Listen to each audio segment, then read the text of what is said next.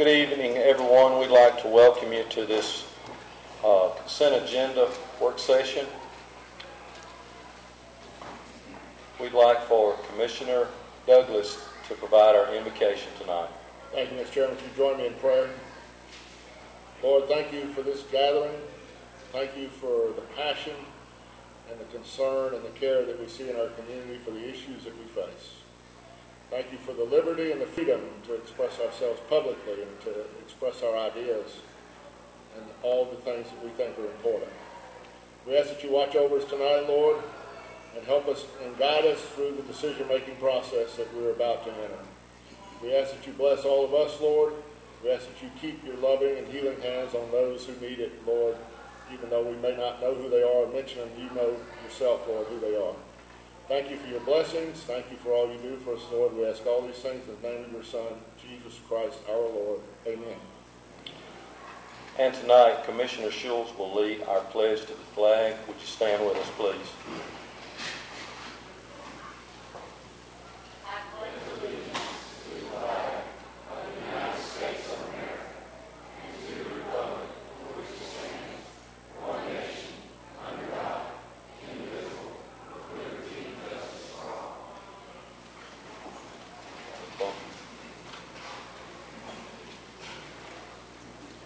We'd like to welcome everyone here tonight. Commissioners, it's good to see you tonight. Our consent agenda will change in this way, if I could. In Miss Jackie's absence, we're fortunate to have Miss Crystal Dooley standing in for her tonight. Miss Jackie's brother is ill, and she's out of town. For that reason, we don't have executive session minutes tonight, so I would like to withdraw those and table those later in the regular scheduled meeting at 7 o'clock.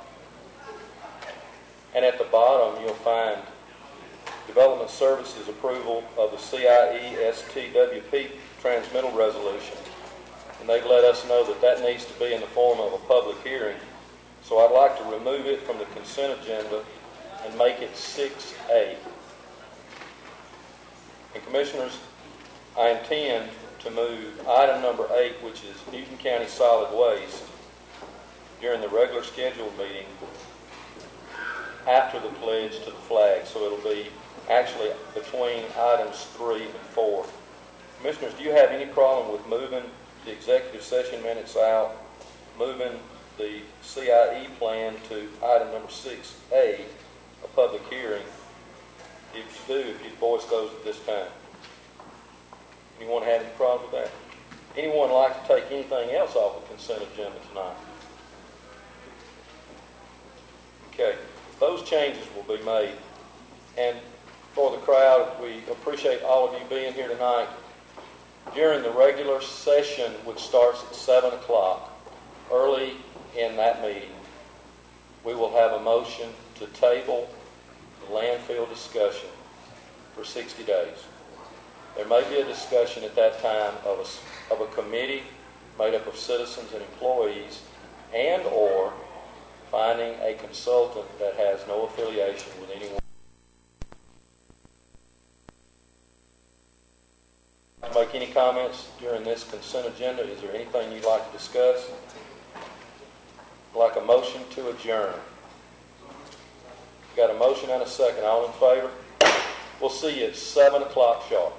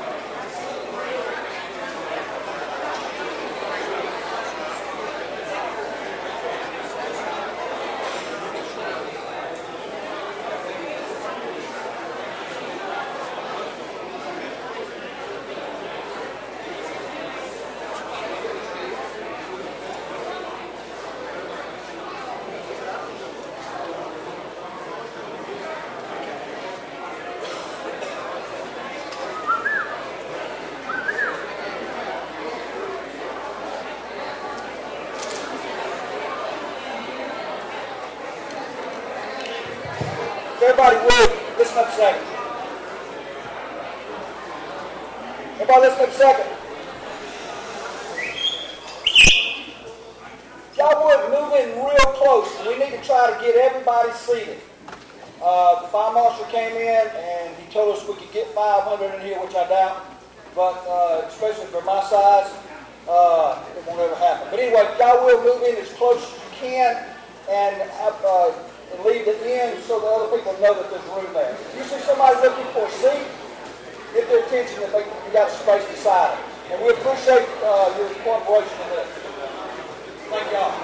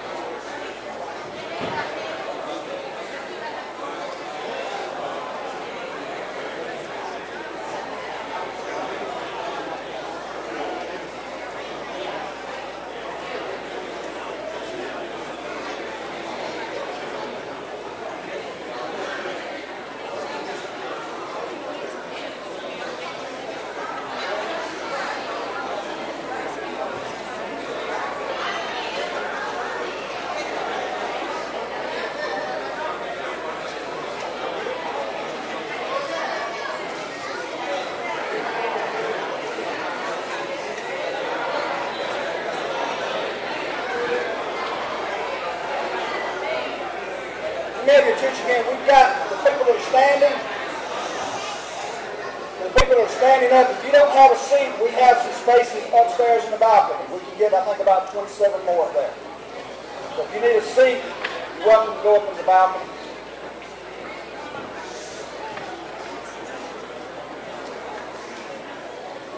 Maybe some of the younger ones would like to climb the stairs to the balcony.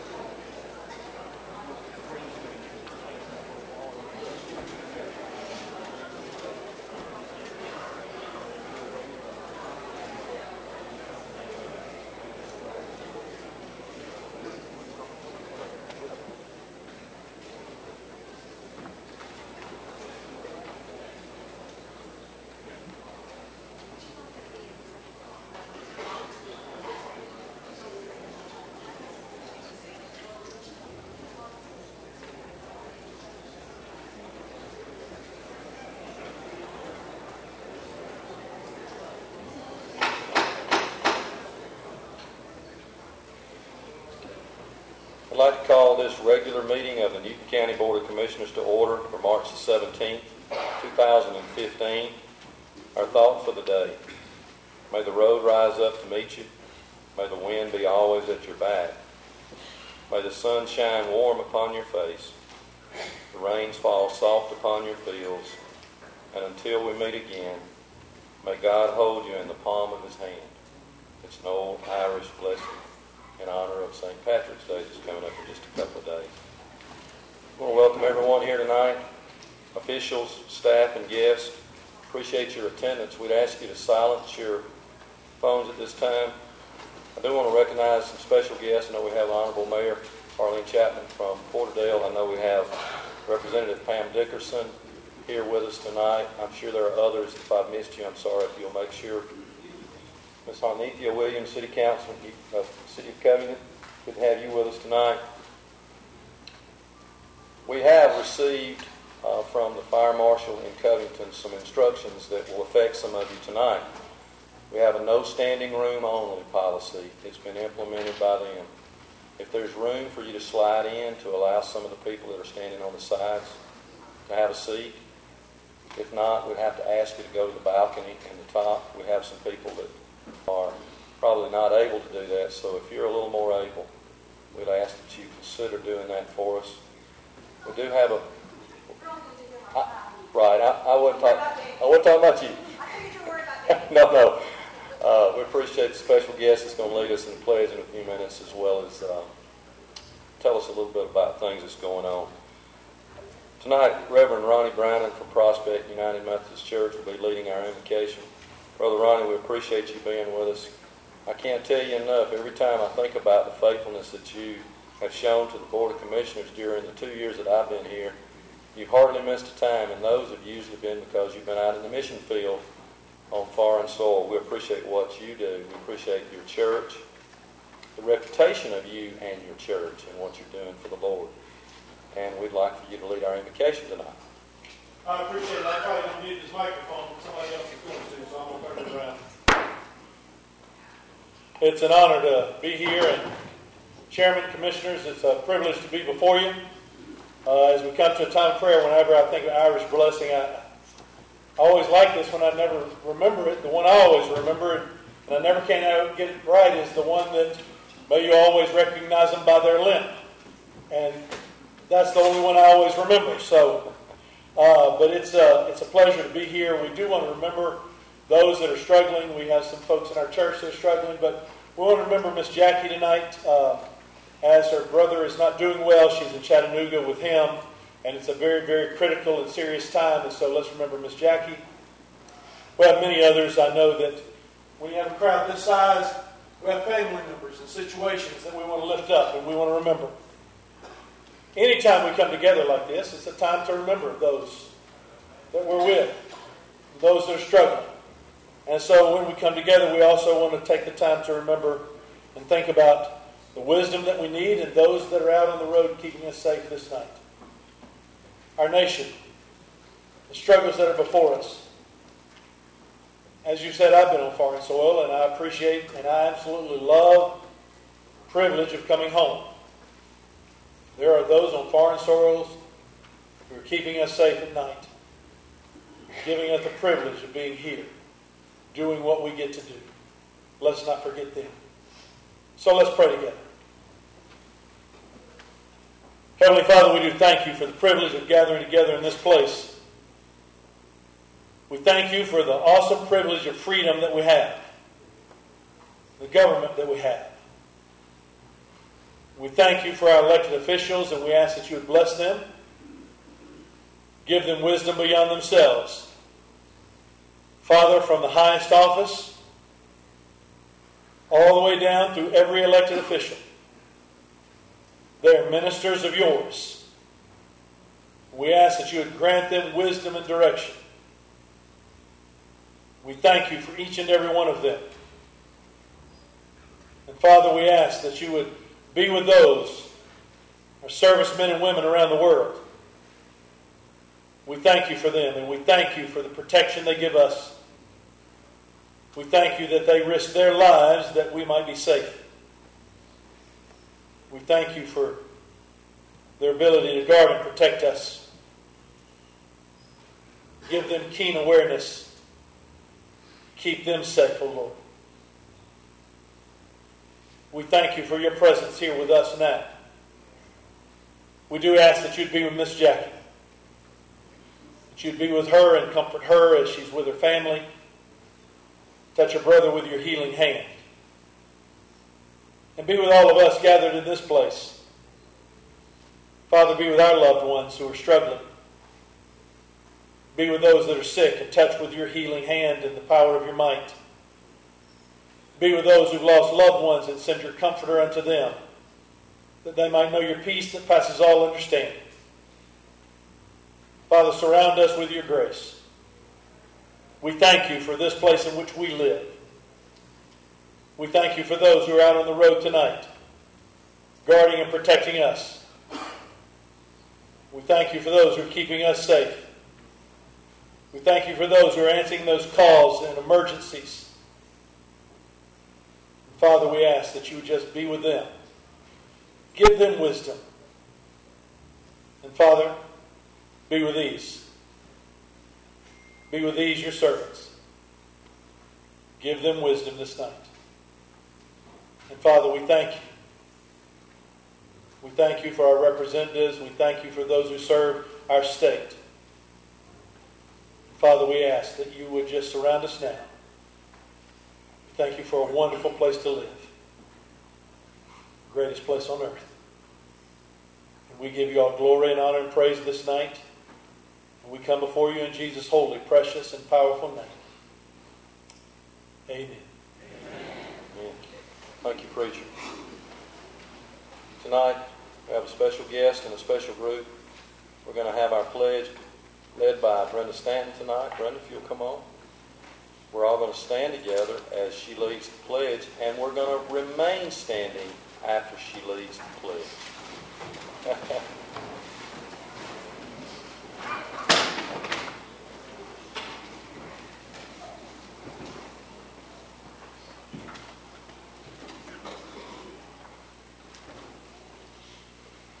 I pledge allegiance to the flag of the United States of America and to the republic for which it stands, one nation, under God, indivisible, with liberty and justice for all.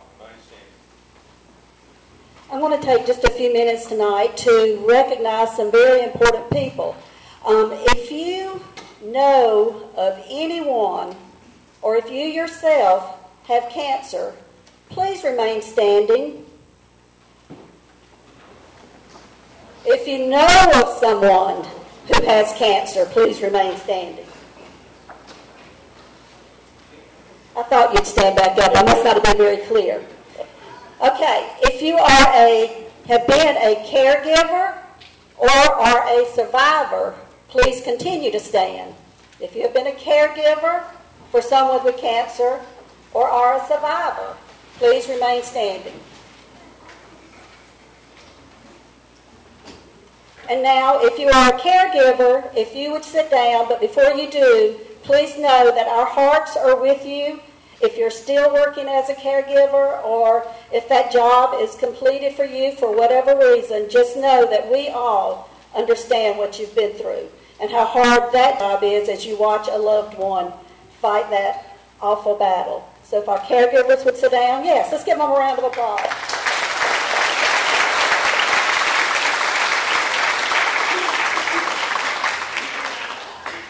Now, if you're still standing, it means that you're a survivor.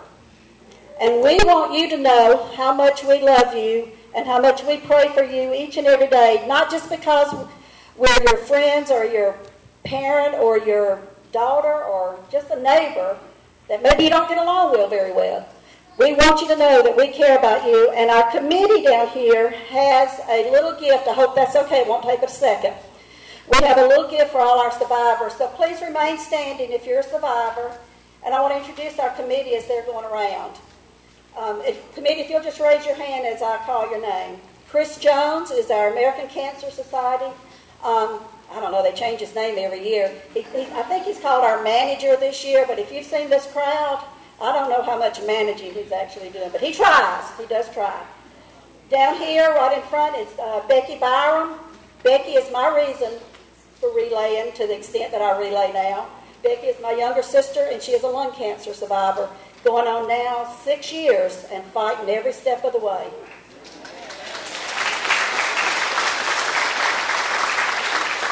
George Miles.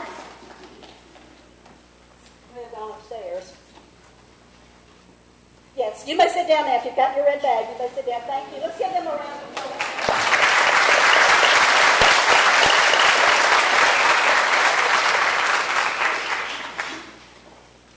I lost one of my committee members. George was here just a minute ago. Diana Galloway. Diana Galloway is also a survivor. Diana, raise your hand. Wave at him.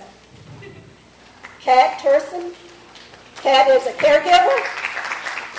Lost her dad to lung cancer. We have to share that. I lost my mom that way also. Christy Lyons is a caregiver. Lost her dad how many years ago? 17? 20-something years ago, 23 years ago. Pam Moss. I think I lost Pam too. She's also been a caregiver. Ashley Owens. Lost her mom. Did I do it wrong? Raise your hand. She lost her mom to brain cancer just this past summer. And Ann Harville, who is Ashley's aunt, and helped her as a caregiver. So I wanted to say that much because I want you to know that we relay because we love relay, but we relay because we love someone that relay helped. And that's an important part of what we do. Miss Lisa's got a little slideshow, and I'm just going to kind of talk you through. I promise it's not, but about 20, 25, wasn't that my time limit? Yeah, okay. 20, since my first time, okay. But we're going to talk a little bit about relay. Chris, if you want to come up in case you want to add something. He knows I can pretty much run my mouth enough. Our Relay for Life event, this is hard. I want to talk to you guys, but I want to talk to them too. But I'll talk to y'all and they can hear me, right? Okay. It's coming.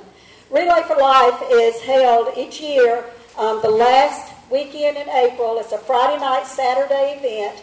It's been held at the Church at Covington for the last about 5 years, I think, 3 to 5 years. And it's an excellent place to have it after we got, where's the sheriff? After we got the parking and the traffic all situated, it's been a really good place. And I wanted to say a special thank you to all the deputies who helped us with that, because without them, it was a nightmare the first year. We didn't have it quite organized enough. 12 hours. It can stretch out forever when you're waiting to hear the report on a biopsy. It can literally evaporate when it's the last hour spent with a dying loved one. Or it can bring hundreds of people together in the fight against cancer at a Relay for Life event. Now, at Relay, most of y'all are thinking fundraising. I know I write them a check every year, but Relay for Life and the American Cancer Society is not just about fundraising. It's about supporting our survivors. And we've done several things this year. Most recently, we had our survivor dinner, and there are some other members of our committee with Miss Becky, Miss Nevada, Miss Sandra, cooking the green beans. We had a wonderful event out at the Church at Covington again. They're so kind to share with us their facilities. We'll see a picture of the whole room in a few minutes, but a lot of survivors. David Payne, who actually gave our blessing last year, was also diagnosed with cancer, and he spoke to us this year and is a survivor. There's Diana, some other of our survivor families. Some of these faces you'll recognize as we go through these. Janice Alexander and Nancy Jefferson, both survivors with their families, were there that night. We try to recognize them, share a good meal with them, tell them that we love them, and just provide them a night out. Now, if you don't write anything else down tonight, write down this number and then pray and pray and pray that you never have to use it. But this number is your lifeline if you've ever heard those words, you've got cancer. It's the number that a friend can use when they get that phone call. It's the number that you can use as a patient. It's the number that your caregiver can use 24 hours a day. And I'm going to let Chris just tell you real quick a little bit about that. Hello again, and thank you all for letting us be here and share our mission with you all tonight. I just just wanted to share some statistics with our mission and what we do in Newton County. Not only do we do national fundraising for research, we also do programs and services right here in Newton County. A few of these I have listed. From 2014, woman received a wig at no cost during treatments. 11 women went through the Look Good, Feel Better program that we have in place with Newton Medical, where they learn how to deal with external issues when they're going through treatments with skincare, hair, anything you can think of. One person was given transportation to treatment with our Road to Recovery program. Over 60 calls were made to the 1-800 number from Newton County, with over 100 different resources that they gathered from that. 8 people called about health issues and related to dietary during treatments, whether it's health, anything on that end. 3 people stayed at the Hope Lodge from Newton County for 113 nights. The Hope Lodge is a location. There's 13 over the United States. We have one in Atlanta, Georgia, and if you would stay out 50 miles out from where you're getting treatment, you can stay at the Hope Lodge at no cost with you and a caregiver. We provided 113 nights to caregivers and their loved ones battling cancer that saved those people over $29,000 in expenses. On the research side of things, research is not only nationwide. We have $449 million of open research grants that are funding the leading most researchers throughout the nation and the world. But we also have $6.5 million just here in Georgia in your backyard alone. So we thank you all for your support with Relife for Life, because Relife for Life is what funds these support programs for the public and the research as well. So thank you very much. Okay, and I think Miss Lisa cut my slideshow off. I don't know if she's going to cut it back on. Okay, it had moved on to Paint the Town Purple. The rest of it's really fast, but I do want you to see it. Last year we did paint the square purple the 2 weeks before Relay got started. Scoops won. They had the best decorated business on the square. We had a lot of windows that were painted. That was our trophy they received. We would like your permission, commissioners and residents of the county, to paint all of Newton County purple the last 2 weeks in April. If we could do that, even if it means tying a purple bow on your mailbox, putting a purple bow on your antenna of your car, anything that lets people know Relay is coming, it would be greatly appreciated. I know it doesn't need to be something you guys need to vote on. We just want your participation. What about a resolution later? Oh, we could do a resolution. We love resolutions. That would be wonderful. I'll get with you about that, Keith. I'm going to go ahead and get a motion. I'm going to do a second, and we're all going to say we're going to do that. Okay, Commissioners? Great. Thank you. The other part of what we do is fundraising. I had several pictures up of some of the different fundraisers. This happens to be my family making stew. Planned weeks ahead on the 22-degree Saturday morning. My family was not happy with me. These are some of the things that can be done that you've seen around. Support those fundraisers in your local communities as much as you can. At the churches, the businesses, lots of different places. There's some pancake suppers coming up. And yard sales that all support Relay for Life.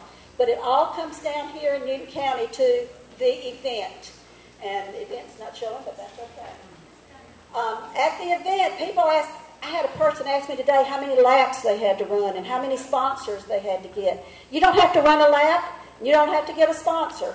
We do the sponsor raising. Our teams do the fundraising. If you're not already involved in the team, just come out and enjoy us and buy something from one of our teams, and a hot dog, or I think there's going to be roasted corn there this year from Berry Tree Farm. But these are some of the pictures. To the right up there, you can see the luminary bags. That's what the teams will be walking on. We feed the survivors again that night at 6:30. Thank you, Becky. Becky helps with that. At 6:30. We try to recognize the fact that we are a country that fights together and works together, and we start off with that. We have lots and lots of tents and campsites that are set up to raise more money that night, and all of that is turned in. We have a special lap that's just for the survivors. They walk with their caregivers if their caregivers want to. And then there's around midnight, Becky. You did not put this one in there. You can have a walk with 4 of your favorite friends. There are torches to memorialize your family or to honor them, signs. One of our team members, committee members' mother there. And then hope. Becky posted something today that says, you don't need luck if you have hope. And I think that is so true. That was a good post for St. Patrick's Day. $222,928.93 raised as of 7 o'clock, April the 26th, I think it was, last year. $222,000. By the time all the matching funds came in, we had $228,000 from Newton County that supported Relay for Life. And we want to thank you for that.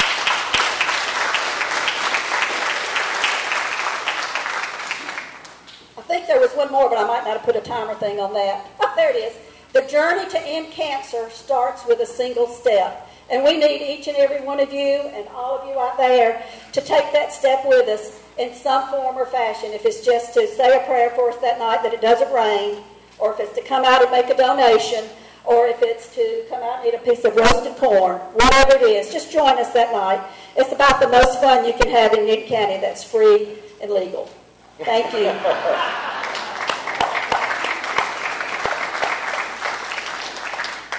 Thank you, Brenda. We appreciate all you are doing and all the committee is doing. Thank you very much from all the families that have been involved. Commissioners, as you heard during our consent agenda time, we are moving some things around. We're going to move up item number 8 on your agenda for those in the audience that are probably interested in this particular item. Newton County Solid Waste Landfill is going to be our next item on the agenda. Commissioner Maddox. Thank you, Mr. Chairman. Since the landfill is in my district, I wanted to read the comments and make the same motion that I had prepared for last Thursday.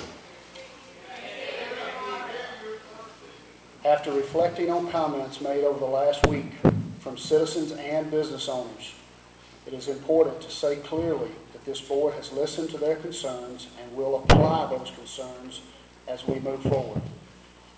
I believe the citizens and the overall community recognize that there are significant financial challenges within our solid waste management model.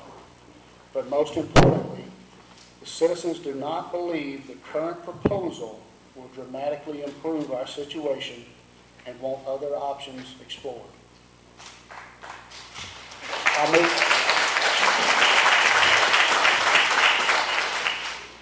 With that, I move to table the current landfill settlement proposed by Green Hill to allow for a minimum 60-day independent review, free of conflicts, to be led by the county manager.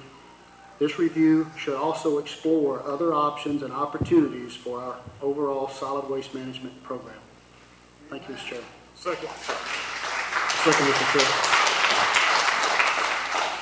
And we'll be looking at April the 7th. And Commissioner Douglas, did you have something to say? April the 7th for what, Mr. Chairman? The date would be April 7th that it would be tabled to. That'd be 16th. No, May 7th. May meeting. I'm sorry, you're right. I got it. Thank you. That's my other table in a few minutes. Sorry. Time flies when you have it. Yeah, I know. Go ahead. Mr. Chairman, I would like to ask Commissioner Maddox if I could propose a part 2 to his motion. I guess you call it an amendment, but it's more like a part 2 to his motion. It would be an amendment if he'll allow an amendment. You want to tell us what that amendment is? Mr. Chairman, I would like to amend his motion so that the county commission would form a citizens committee. One person per commissioner, including the chairman, to be chaired, as he said, by the county manager. And their charge would be twofold. One, how to stop the bleeding of $2.5 million a year that we're losing right now in the landfill, and at the same time, how to protect the residents of that area. I would ask in this motion that they bring a recommendation back to the County Commission not later than June 1st, to our meeting here on June 1st. I would also put in the motion that their meetings will be public and that they be able to listen to all the stakeholders, that is, all the people who have an interest in what's going on. So that's the amendment I'd like to put on your motion, Mr. Maddox. Commissioner Mattis, would you permit that? Commissioner Sims, you seconded that motion. Would you commit? Okay. Commissioner Anderson. Thank you, Mr. Chairman. My comment is this, Mr. Chairman. I think we have kind of went over this over the last, I don't know, several months.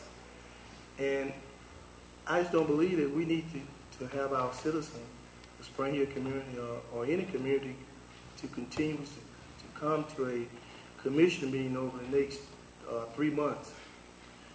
I think that we should, as a board, since we had time to talk about it and we dealt with it, I think for several weeks as it is, and I can't speak for nobody else, but I'm ready to make a decision. I think that we should make a decision here this evening as far as we voted up or we voted down.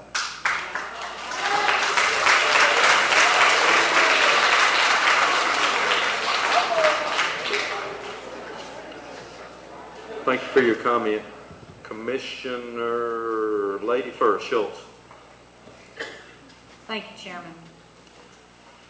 I, as many of you, have spent the last 2 weeks reviewing the documents for this potential landfill settlement agreement and ongoing operation of the landfill. It is important to me that I'm true to my commitment to transparency and provide disclosure to the public. For over 25 years, my business has done business with Mr. Stribling's family. His family business, Bulk Aggregate, has a reputation in the golf business of integrity, and I have no doubt that Mr. Stribling's character is honorable. Likewise, Mr. Hodges and Mr. Norman are highly regarded in matters related to landfills. However, this settlement agreement is not just about personalities or reputations. This is a decision that will affect our community long past my lifetime. Last Tuesday night, Mr. Garrett provided this board with a presentation of the financial impact of the landfill, first by continuing the status quo, and then a comparison with Green Hill as the operator. Either way, we must make tough choices as a community. His presentation is on the Newton County website, and the stark reality is that we've been engaged in a lawsuit for 17 years. So how do we settle this lawsuit responsibly? There's no question in my mind that we cannot continue to operate using the status quo model. It will bankrupt this county, leaving future generations to pay for our unwillingness to change. No matter how much we dislike having a landfill, it's unrealistic to believe that we can exist in a world without waste. So the question I continue to ask as I read through this settlement is, do these agreements provide the citizens of Newton County the best resolution of the lawsuit and the best strategy for handling our waste? At this point, I believe we still have much work to do. I've stated on numerous occasions and in the newspaper that I believe we need an independent review of our options, as stated by Mr. Maddox in his motion. As of tonight, I am reaffirming that perspective. When I attended the meeting at the Spring Hill community, I sat behind Sierra Benton and Anika Johnson, both classmates of my own children. Seated next to Sierra was her infant daughter, Nyla. 25 years from now, I want to be able to look Nyla in the face and say, we made a good decision here. And I do not believe we are at a point where we can make a decision tonight. We still need the community to help us make the right decision. And that means exploring alternative options to what we have today.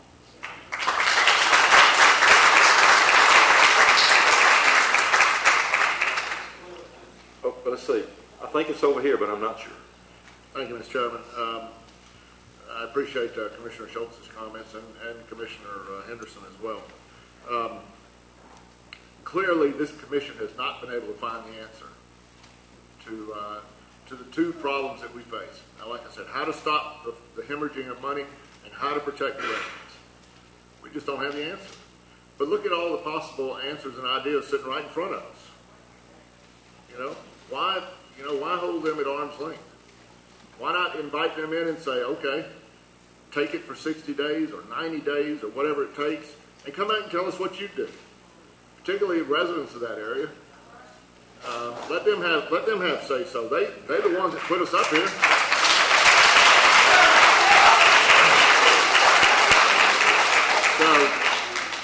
So Mr. Chairman and members of the commission, I think, frankly, on this issue, it's time we started listening to the taxpayers. Thank you.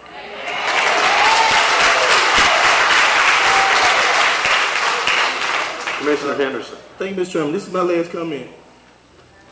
I can't speak for nobody else, but that's exactly what we've been doing, Commissioner Douglas. Listen to our constituency. And what they have clearly said, unless I'm wrong, maybe they can tell us, and that they don't want no more landfill, not a bigger dump in their community. That's what they said. I don't know. What more conversation do we need to have? Either we support privatizing or we support the people.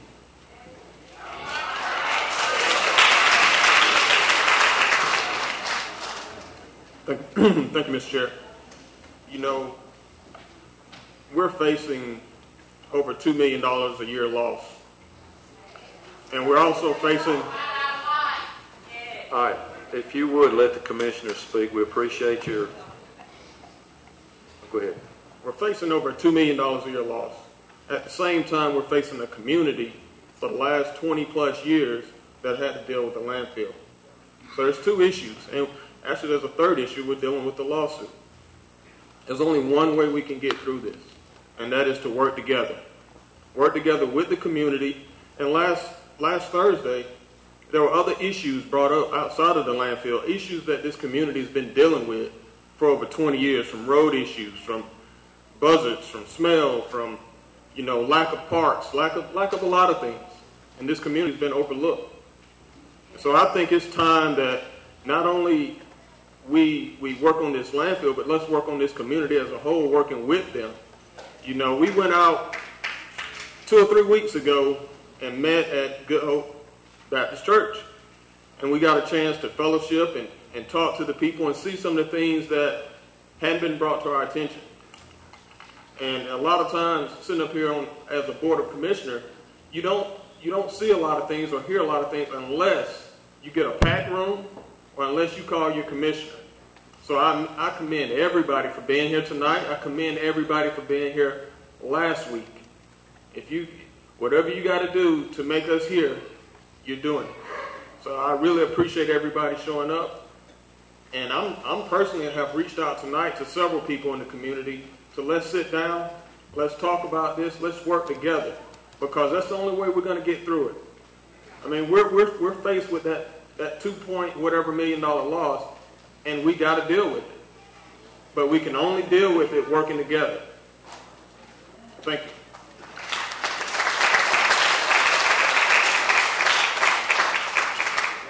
Commissioners, my remarks are I appreciate had the opportunity to speak to each of you on the phone or in person today, and to a person, each one of you felt the same way that we needed some more time in order to study this and make good decisions, because I think that's Gladstone Nicholson's here, and he sent out an email that was tremendous. I should have copied it, but it talked about deliberation and really thinking through things. Yesterday, a good group of people came into my office. We sat together and we talked. And they asked me a lot of questions. And I didn't know all the answers. And sometime about 2 or 3 o'clock in the morning, I drew the same conclusion that these commissioners did. We need more time. We've got to think about it.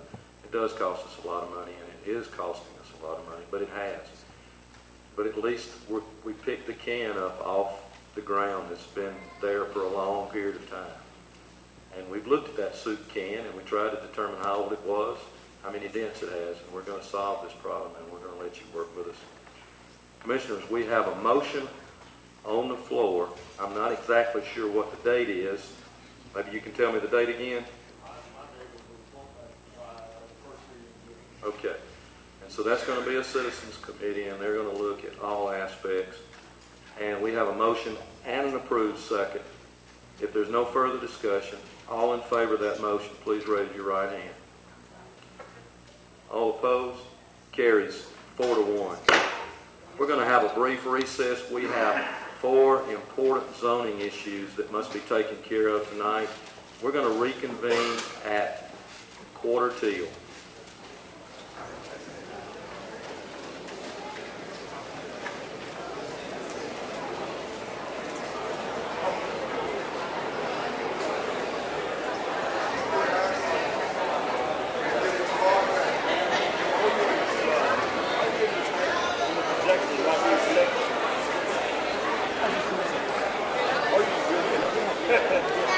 I was looking for a place. I'm like, if you do it down the line,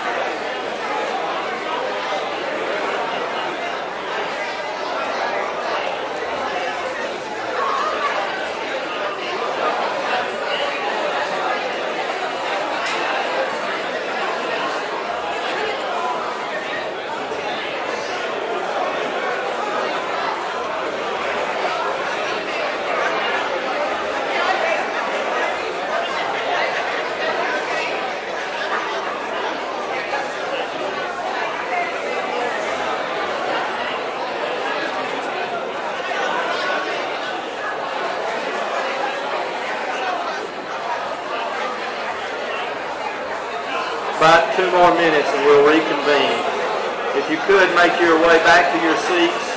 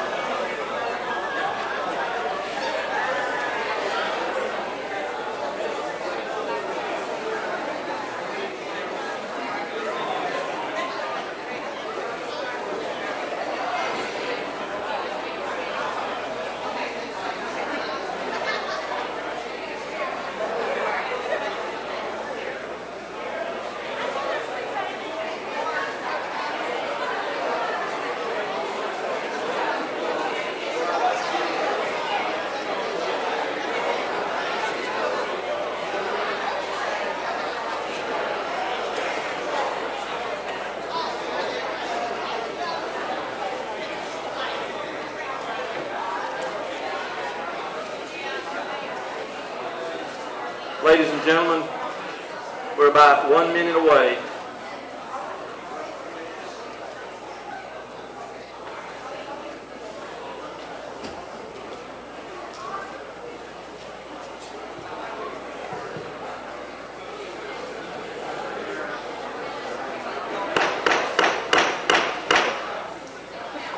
Consider ourselves back in session. We do have quite a lot of business to take care of tonight. We appreciate everyone who stayed. We have a very important issue that we're going to take care of right ahead of our zonings, and that concerns our CIE plan. And I believe Scott Sorokin is with us tonight. Scott's coming, and he's going to lead us through this. We are going to hold a public hearing. And then, Commissioners, on page 19 in your board book, there is a transmittal resolution that we will need to take action on tonight, a motion and a second and a vote. Scott, we appreciate the work that you do for us here in Newton County. Lead us through what we need to do. So, Mr. Chairman, you've done a pretty good job already. Each year, the county is required to update 2 documents with the state. One is the short-term work program, which is part of the comprehensive development plan. The other is the capital improvements element, which is part of our impact fee program. These documents summarize projects that the county is involved in, gives a status of where they are in the process, estimated costs, estimated completion dates, these sorts of things. Because the 2 documents are very closely related, sometimes cover the same project, the state allows us to combine them into one document to go through the approval process. So you should have a color-coded handout. The color-coded portion summarizes the projects, and there's some financial summaries at the end. As the chairman mentioned, what we're asking you to do tonight is to approve a resolution that would transmit this document to Northeast Regional Development Commission for their review. They usually take about 60 days. We allow a little time after that to see if there's any comments that they give us. And then we come back, most likely the first meeting in June, and ask you to officially adopt the document, which would complete our responsibilities. Before I open a public hearing, Commissioners, do you have any questions of Scott? Commissioner Schultz. My question is not for Scott, but the document that you referenced, the color-coded document, I have a copy of that. Originally, this was listed as part of the consent agenda, maybe in that. 18 through 21. Well, my board book doesn't have it in it. Yeah, you're right. That was why I couldn't find it earlier. Can we make some duplicate copies? We'll be glad to have them for you to look at. Yeah. Sure. We'll make some copies before the, you'll give the list sheet. Anybody else want a copy of it?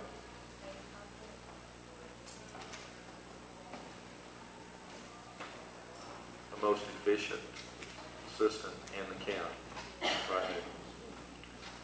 Any other questions or concerns? I'm going to open a public hearing at this time. If anyone would like to speak, either in favor or in opposition, or if you have questions about our CIE plan. Anyone would like to speak concerning this plan?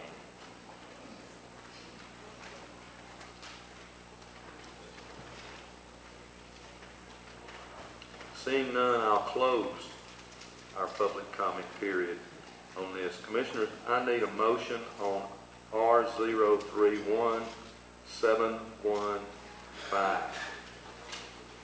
Got a motion and a second.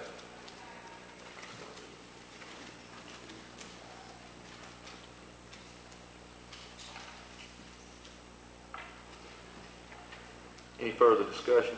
All in favor? It is unanimous. Thank you very much, Commissioners. We're going to look at our first rezoning, or our zoning issue tonight, and it is,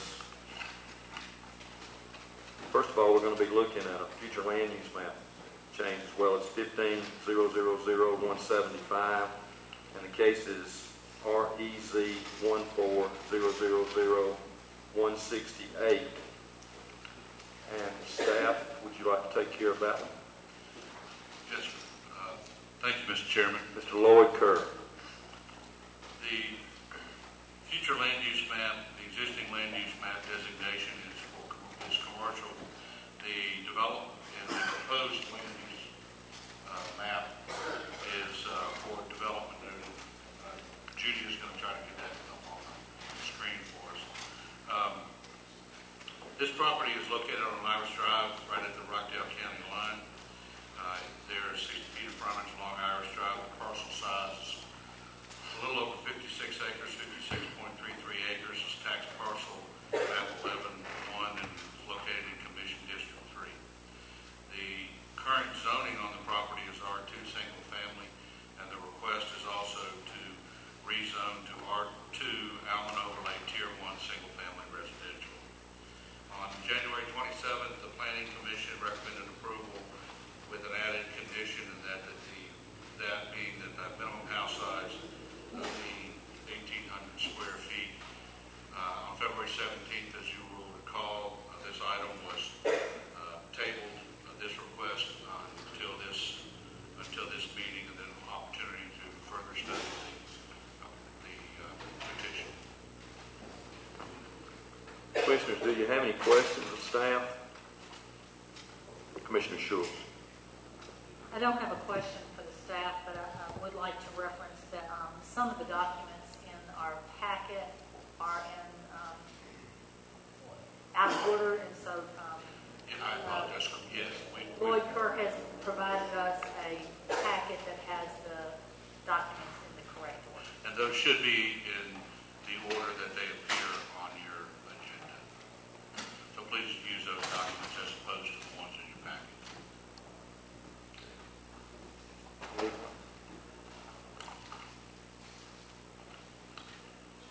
Lloyd, I did talk to you on the phone, and I wanted to point out a couple of things tonight before we go too much further. This particular subdivision I went and took a look at, I think Commissioner Schultz and you as well, and this is completely finished. In fact, it's got its second topping of asphalt, which is pretty unusual. And I think that there are a number of other subdivisions that are open. I rode into Westminster today. It has cul-de-sacs and it is complete.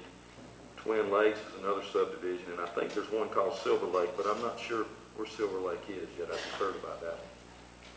Yes, sir. It also has some cul-de-sacs. Right, and I think that was one of the questions. And I know that I read the history that's on page 3 in our board book about this, and I know that this has been in and out of the Allen overlay.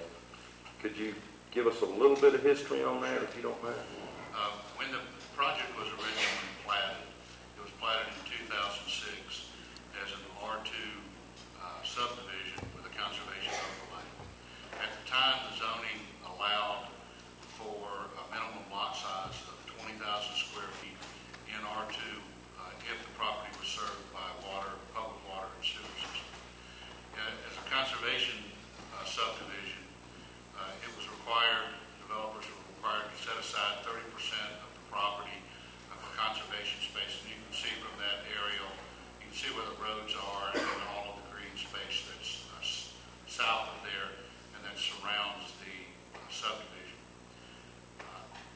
And so once the property was platted, the infrastructure was put in, and then in 2008, the preliminary plat expired. There's a 2-year period of time where a development would go from preliminary through to final plat. And so that 2-year time had expired, and the developers never presented the county with a final plat. In 2010, the board, as you know, adopted the Alman overlay. As a part of that overlay, some of the requirements include the prohibition on cul-de-sacs, and so and there was different minimum lot sizes. Also, during that period of time, the zoning ordinance was amended so that the R2 zoning with a property that was served by water and sewer would be required to have a 25,000 square foot lot as opposed to a 20,000 square foot lot. These lots in this subdivision were platted, the majority of them at just over 10,000 square feet. Some of the lots do meet 12,000 square feet. But again, as a conservation subdivision, they were permitted to have 1/2 the minimum required lot size. When the Farmers and Merchants Bank approached the county about reactivating the plat in 2013, they requested that they be removed from the Alman overlay, but did agree to meet the design requirements in terms of the construction of the buildings as well as the residences there, as well as the landscaping standards. In December, then in December they resubmitted the preliminary plat. When staff reviewed the plat, it was noted that the lot sizes did not conform to an R2 subdivision, that the lots were substandard in size.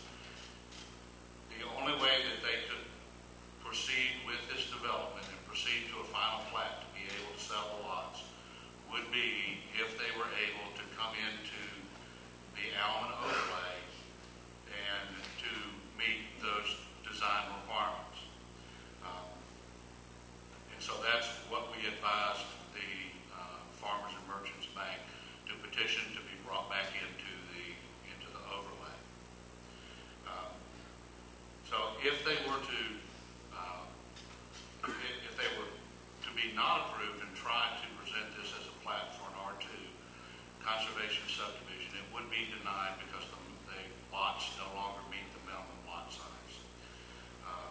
So the minimum lot size in the overlay these lots are greater than the minimum lot sizes, and therefore they would meet those requirements. But they would have to correct some of the design criteria. They would have to meet some of the other design criteria.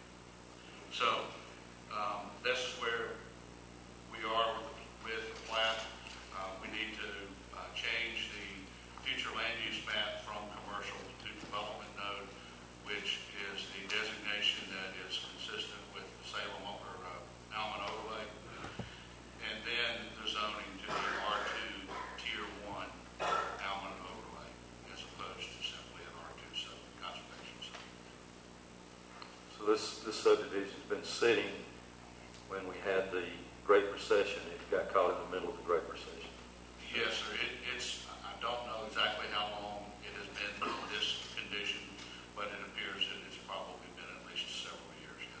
Commissioner Douglas. Lloyd, where is the current boundary of the Allen overlay? How far away is this from the current Allen overlay? You can see where the overlay is, and you'll see the dot there shows that property. And tell me again, the Allen overlay allows what size lots inside the overlay? The minimum in the tier 1 is 6,000 square feet. And outside the overlay there was outside the overlay, the minimum for R2 in a conservation subdivision would be 12,500. And those lots are? The majority of these lots, probably 90 out of the 100 plus lots, I believe, are between 10,000 and 12,000 square feet. And the Allen overlay was not in place in 2006 when this subdivision was laid out? No, sir, it was not. So the subdivision was laid out basically with the wrong size lots for that zone? No, sir. At that point, the zoning ordinance allowed for those lots. Had the developer had they been able to bring it to fruition and to complete it, that would have been a legal subdivision. So the Planning and Zoning Board has gone over all this same material and still says they recommend approval? Planning and Zoning Board? Yes, sir. They recommend approval. They recommended approval that it be brought into the Allen overlay. Into the Allen overlay, yes, sir. Approved. Thank you, Mr. Chairman. Any other remarks before Commission? I think it's important, though, that we remember that part of the requirements for the Allen overlay is that when you have increased density, which is allowed in the overlays, one of the prohibitions is for no cul-de-sacs. And there's a reason for that, because it increases the connectivity. Because when you have a higher density, you need to make sure that you have that connectivity so that it's not only for social purposes, but it's for safety purposes as well. You'll notice that this subdivision has one entrance in. And so there's a higher density of people that only can get in and out of the subdivision with one entrance. With the Allen overlay and with the Salem overlay, there are no cul-de-sacs permitted. Now, outside the overlay, you can still have subdivisions with cul-de-sacs, but inside the overlay, there are no cul-de-sacs permitted because of the increased density and because of the connectivity that was desired. Commissioner Sims. Thank you, Mr. Chair. Just looking at the map, looking at the layout of the subdivision, it appears to me, I guess, common sense. I hate to say common sense, but if you connected it, you still only have one entrance in and out. So how does that help or not help the subdivision? You only have still, at the end of the day, you have one entrance to the subdivision. That is one of the recommendations that we have made, is that if you're going to have, if you take out the cul-de-sacs and connect them to where people are not trapped in those cul-de-sacs, but they at least have some way out of those streets, that there is more connectivity, or to allow for another exit outside, a second entrance and exit outside the subdivision. Commissioner Sims, I know you and I have probably laid out a few streets where engineering firms have put all the planning for the drainage system for stormwater, and usually they find a high point and a low point. And of course then there's the sanitary sewer that's also gravity fed, water lines that are there. I think this one already has most of the power installed, and to me it would be unreasonable in this case to ask them to change that. Any other questions or comments at this time? I'm going to call for a public hearing at this point. Someone is the applicant here that would like to speak in favor.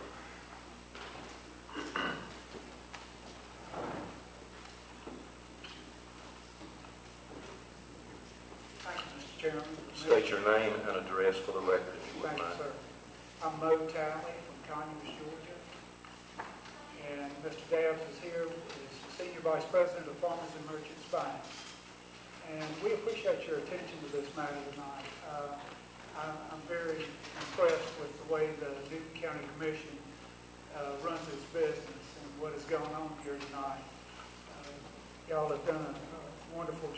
addressing the public's interest in the interest of this county.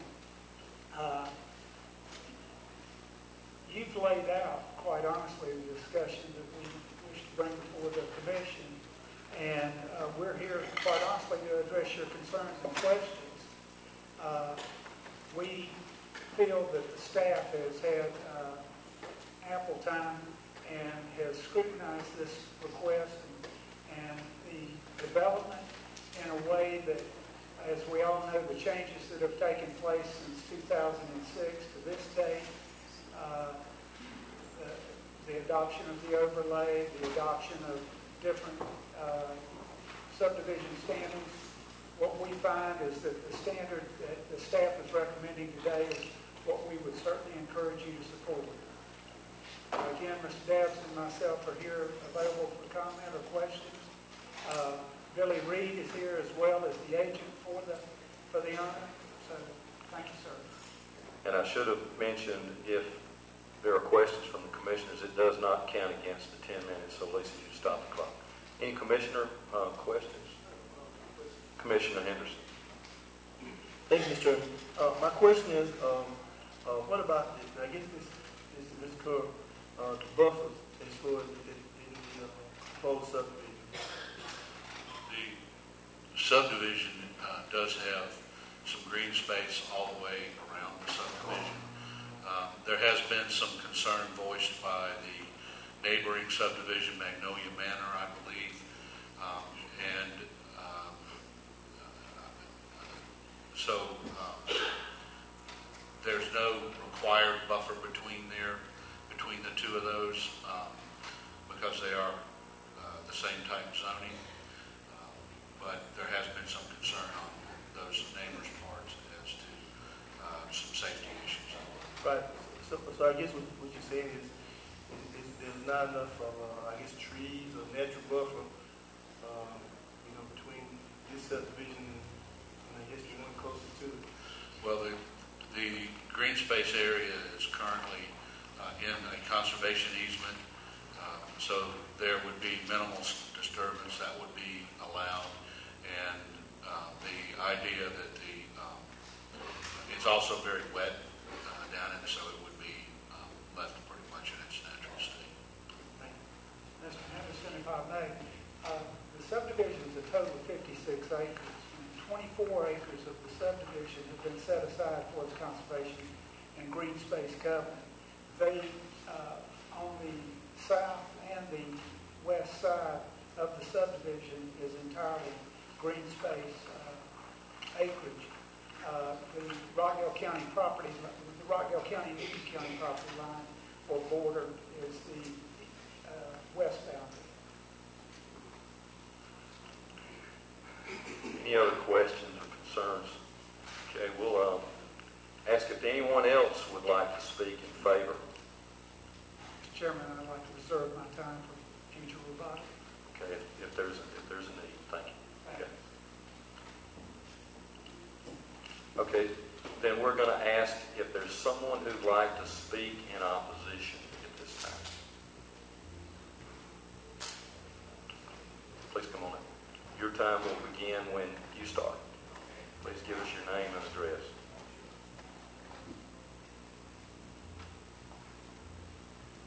Good afternoon, Commissioners. My name is Dexter L. Basin, 415 White Road, Covington, Georgia. On behalf of in the district, why do we need more subdivisions in Newton County? The subdivision that I've been in, they get so tight, the kids don't have nowhere to play. They end up playing in the street, setting up basketball goals in the streets. And so I want to have a birthday party, a housewarming party. Some of the streets so jammed up, they don't have nowhere to park. In case something happened, I had to call it 911. The paramedic can't get down in there because the streets be all jammed up. And it's all going to mount back to the landfill.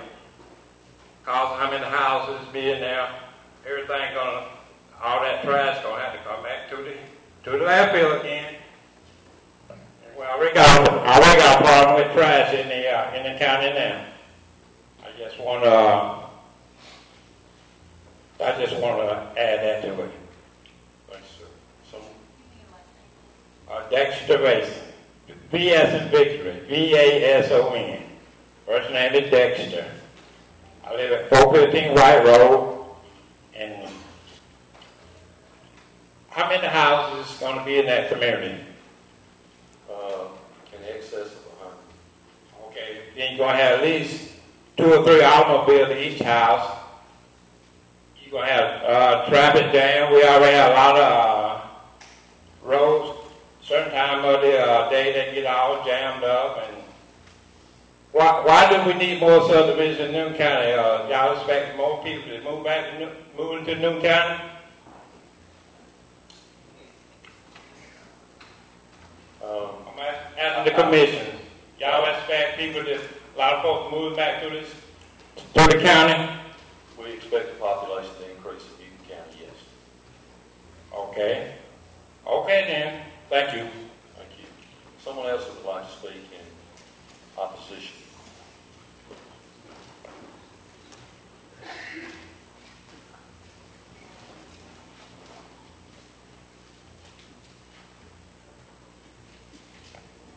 Good evening, Commissioners. My name is Gladstone Nicholson. I live on the west side of town. I'm here speaking on behalf of folks who live in the Magnolia subdivision as well as the Windcrest subdivision along Fairview Road. As has been said before in our hearings, there is a dearth or a lack of fences between existing subdivisions that have been built. Perhaps it was not made a point back when those permits were being given, but in the years since, folks who live in the subdivisions in many parts of the county, especially on the west side, are faced with youths going back and forth across their properties. Now, we're not saying these youths are criminals, but the idea here is folks' homes have been broken in, so there's some criminality and some safety issues for these folks. So the idea here is another subdivision. We ask commissioners and the planning board to consider the requirement of a fence be put up. Now, I'm all for private property rights. I'm all for government keeping their hands off. But I'd also like the developers of Irish Brook to understand that folks are fearful of another subdivision coming in behind their homes without some buffer beyond the natural buffer. But perhaps a fence, perhaps an 8-foot high fence that would calm their fears of trespassers or worse coming on their properties over the years. We're not talking about next week or next year. We're talking about as long as folks live there. So the idea here is how do you put in something that preempts that trespassing sometime down the road. And with that, so I'm really not opposed to it, but I'm all for the developers being amenable to the idea of putting an 8-foot fence with a required length that would at least ease the concerns of the folks who live in Magnolia Manor and Windcrest Estates. These are all good folks, hardworking. Many of them some have lost their homes, but for the most part, they've been there since 2000, and they want to keep their homes safe and, of course, try and maintain their own property values as we all want to do if we're property owners. So, having said that, I thank you for your time. Thank you. Someone else? Mr. Chairman, if I may for a second. Absolutely. Just a point of clarification on the fence. The Salem overlay, Alman overlay, allows a max height of 6 feet. In the county that does not covered by the overlays, you can't have an 8-foot fence. It's not a requirement, but if you have one, it can't exceed 6 feet. If the desire to put that fence or have them erect the fence, it would be 6 feet maxed out. Commissioner. Point of clarity. This may be for you, Mr. Kirk. Is there a stipulation or a requirement for a fence over the entire property or just the house? There's not currently. have discussed the issue with Commissioner Schultz somewhat, but as it stands right now, the planning board did not make that recommendation. There is no requirement to have one, but I have discussed it a little bit. So. Commissioner Sims. Lori, quick question. Because I'm looking at the recommended conditions, and it says design standards. Was that including the connectivity, or what? I guess I'm trying to get what did the planning and zoning board approve?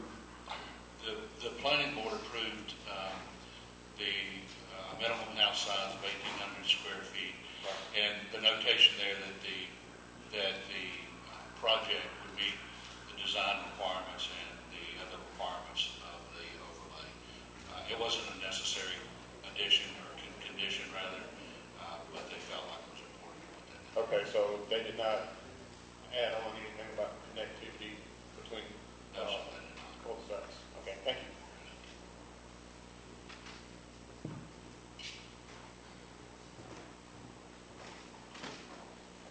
I'm sorry. Absolutely, Commissioner Davis. Lloyd, what is put this in layman's terms? How many houses per acre are we talking about? Well, I believe the total number of houses is 109, and there is 30. I believe there's 32 acres of. I'm sorry, I don't have my flat. It's not. It's 56. Yeah, it is 56 total acres, but 24 of those acres are in conservation, so 32 on the total site. It's around 2 units an acre, about 1.9, I believe it is. On the site that's the developed site, it bumps it up to right around 3 an acre. So actually, there would be 3 houses to the acre. Yes, sir. Minimum 1,800 square feet. Is there going to be room to squeeze between the houses? 2-story. I would. You reach out and touch your neighbor? Well, it depends on the house plan. Actually, they could. That size lot is plenty large enough to put an 1,800 square foot house on it. Particularly, it says 3 1,800 square foot houses on an acre. Yes, sir. It's large enough to do that. Particularly if it's a 2-story design. The Almond overlay does only require a 1,600 square foot house, but the planning board did place that recommendation on there to be 1,800 square feet. Okay, thank you, Mr. Chairman. Sure. Yes, ma'am. Commissioners, my name is Pearlie Woodward. I reside at 13 Windcrest Terrace, in the Windcrest subdivision. I was before you guys in 2004 when we tried to pass phase 2 for the region. Look closer to you, Mike. I was one of the protesters, and that fell through, thank goodness, because you guys were coming through our subdivision, because Magnolia Manor wouldn't let you come through theirs, and Bill Crest, I think it was Bill Crest, they wouldn't let you come through their subdivision, and they needed like 2 acres for the subdivision. That fell through, and the land is still there, and I think it's part of this land that you guys are talking about. Because the pipes and everything is still there. They fixed it in, so you can't get in. I'm opposed to it because of the traffic. I didn't move to Covington, all this traffic. I could have stayed in Los Angeles, where I was. I was comfortable. So I'm opposed to it. Okay, thank you. Thank you. Would you like to speak, sir? Someone else?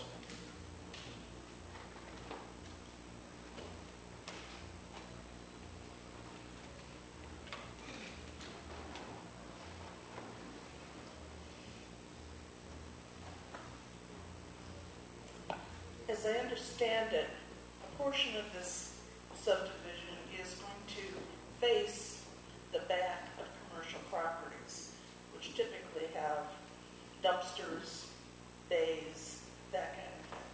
And I'd like to know what provisions are being made to screen the homeowners from that view. And I also have concerns about safety with 100 homes with this density and one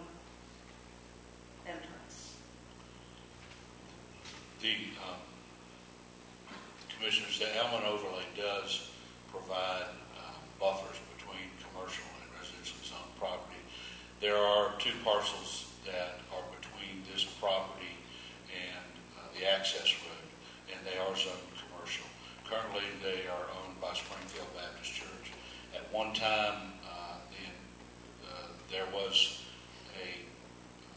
was some discussion about a commercial project on this particular property back at the time that the property was first platted first submitted for residential or preliminary plat rather. And part of that development was to be in Rockdale County along with Newton County. Commissioner Schultz. Lloyd, I have a question Sure. related to the boundary. We know that there's a boundary with the subdivision and Magnolia Manor. Yes. Is there a boundary with the subdivision and Windcrest, or is Windcrest just boundary to Magnolia? Let me look and see on the map here. I'm not familiar with Windcrest.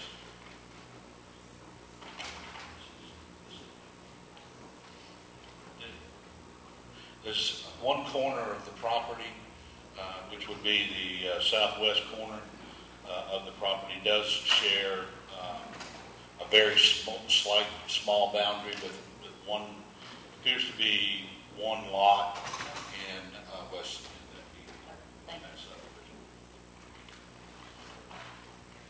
Anyone else from the public that would like to speak? And we did lose track, but we're going to make sure. That's okay. That's what we got. Dustin Thompson, 150 Elks Club Road. Just one thing, I wasn't really aware of this being on the agenda tonight, but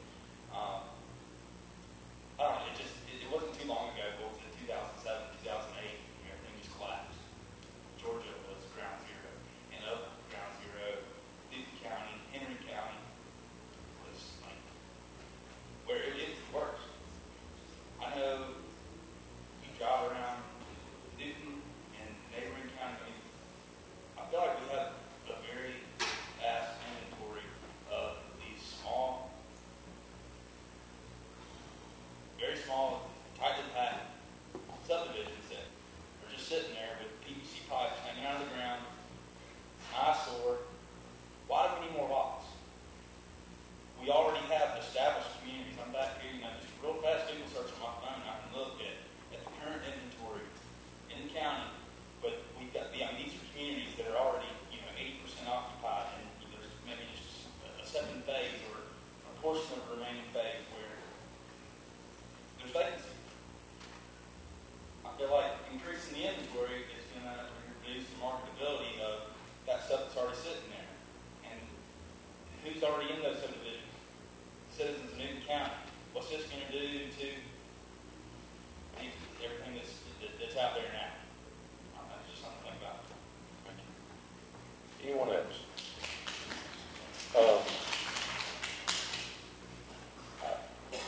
I'm going to have to ask Lee, can he rebut at this point? Can he have some time? Oh, okay. All right. And I think I'm going to request somebody to give me advice on that before I let you speak again, Mo. Okay, go ahead. Please. My name's Ray Cowan, 225 Fairlane Drive, Covington. I'd like to know about this subdivision because we have them all around us, and are they going to have sidewalks? Are they going to be brick? What prices are they going to start at? Are they going to be considered starter homes? We're moving 100 homes in there, and what I saw on that little map was a cul-de-sac. Can a school bus get in there and turn around? Are the kids going to come all the way out to the end of the subdivision like some of them do down below us to get on the school bus? That's a lot of homes right there. It's that little cul-de-sac. I don't think a big bus can even turn around in that thing.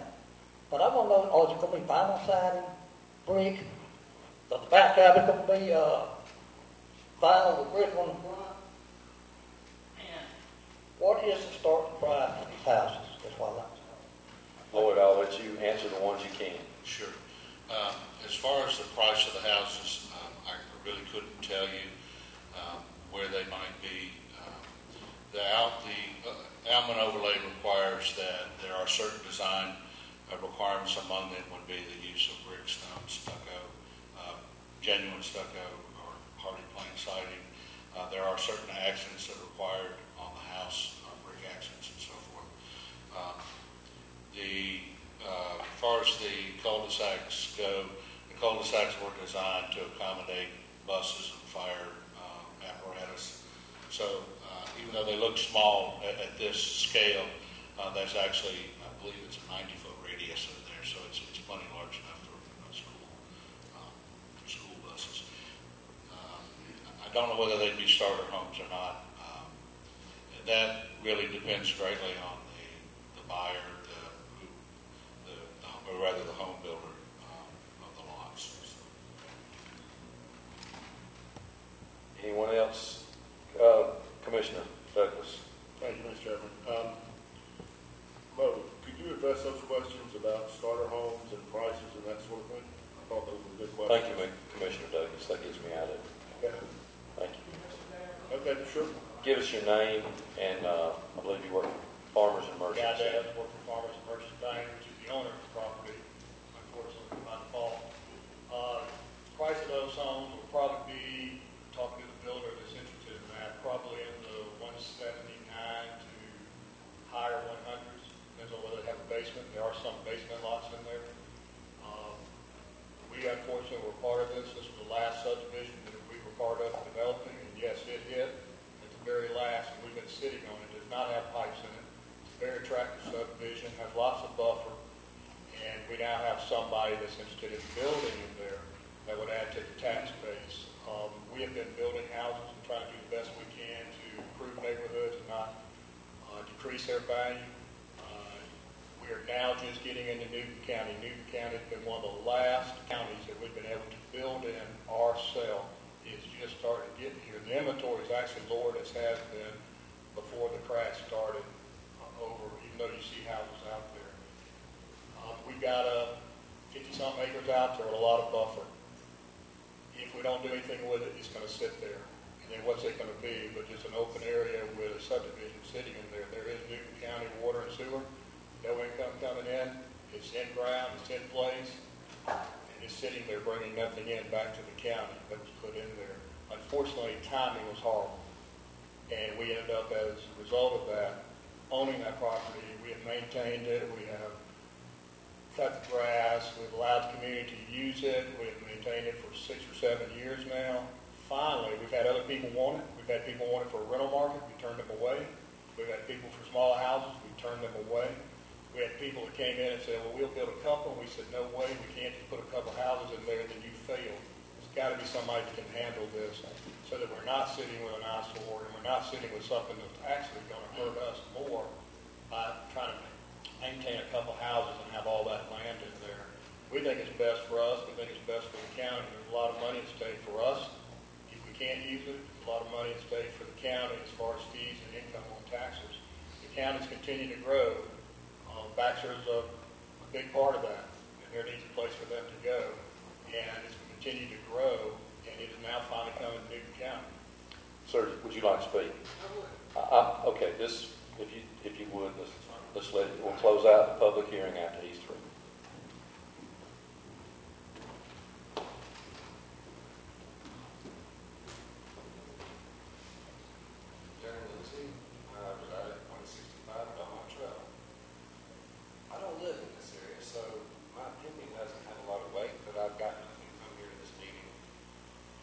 What I see here, I'm going to go back to the basics. That he was approved back in 2006 before the housing crash.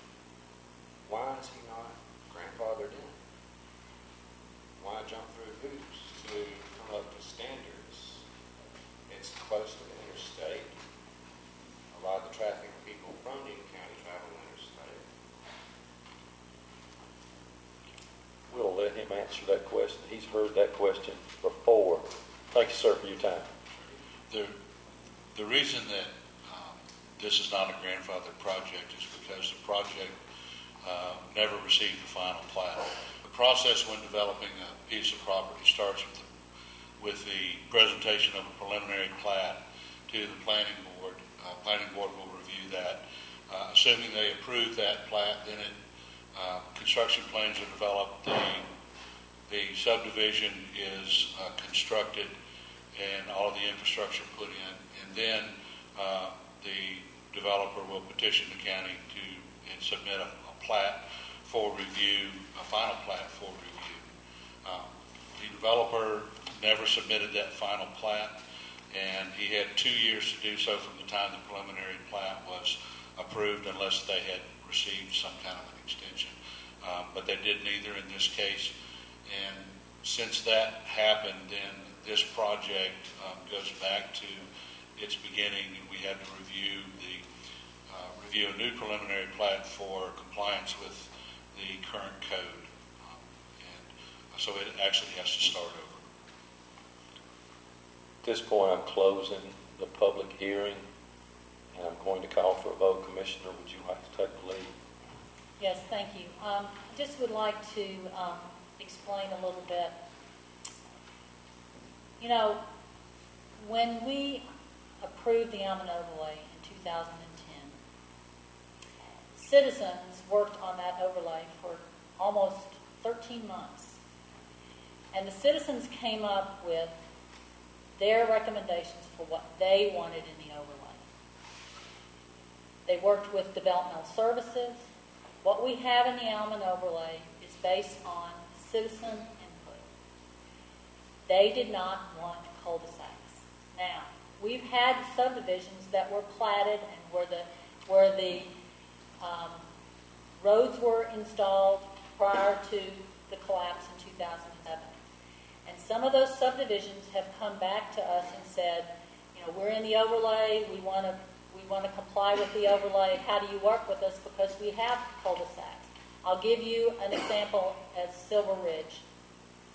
Silver Ridge, we worked with them extensively for, I guess, about 9 months for them to redesign their road plan in their Phase 2 so that they would have a secondary entrance. Their Phase 2 is contiguous with their Phase 1 and started at the same time that they built their Phase 1 so that they have that secondary entrance. They were given that opportunity to make that, to comply using that condition.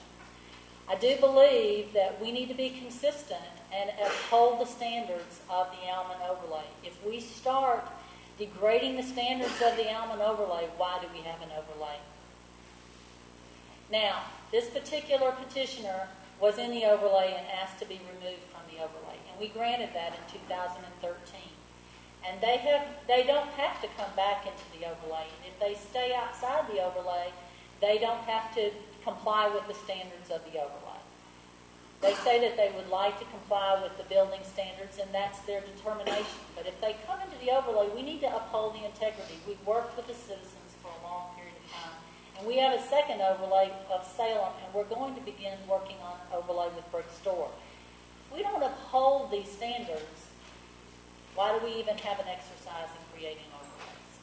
So, with that said, I would like to move to approve the future land use map 1500175.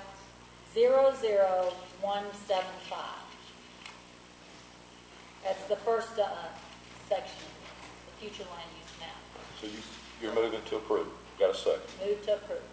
So that's 3 and 5. This is approving. Any further discussion? The future land use map. The change of the future land use map. Okay. So you're not moving to approve the subdivision? I'm not moving to approve the rezoning yet.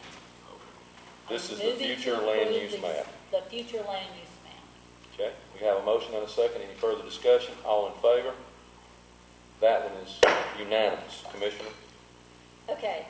Now, I move to approve the rezoning 140000168 to approve R2 Tier 1 Almond Overlay conditional, subject to the owner's agreement to the following enumerated conditions.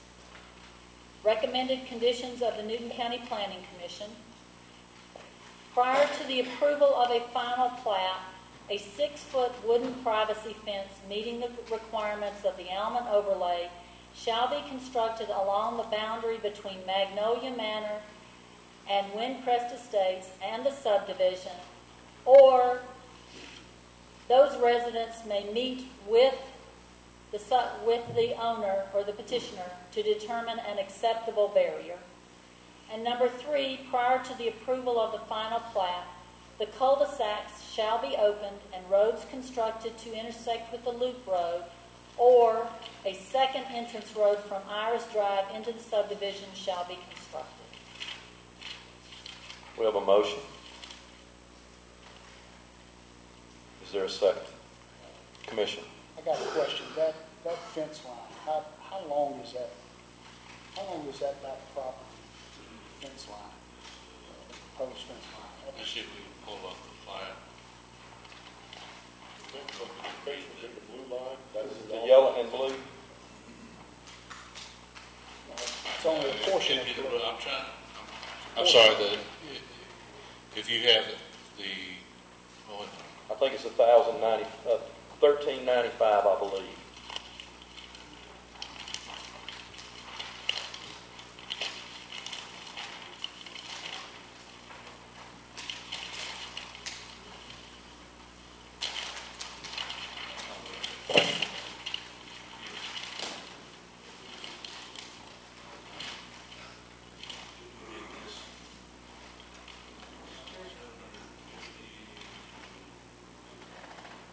Yes, sir.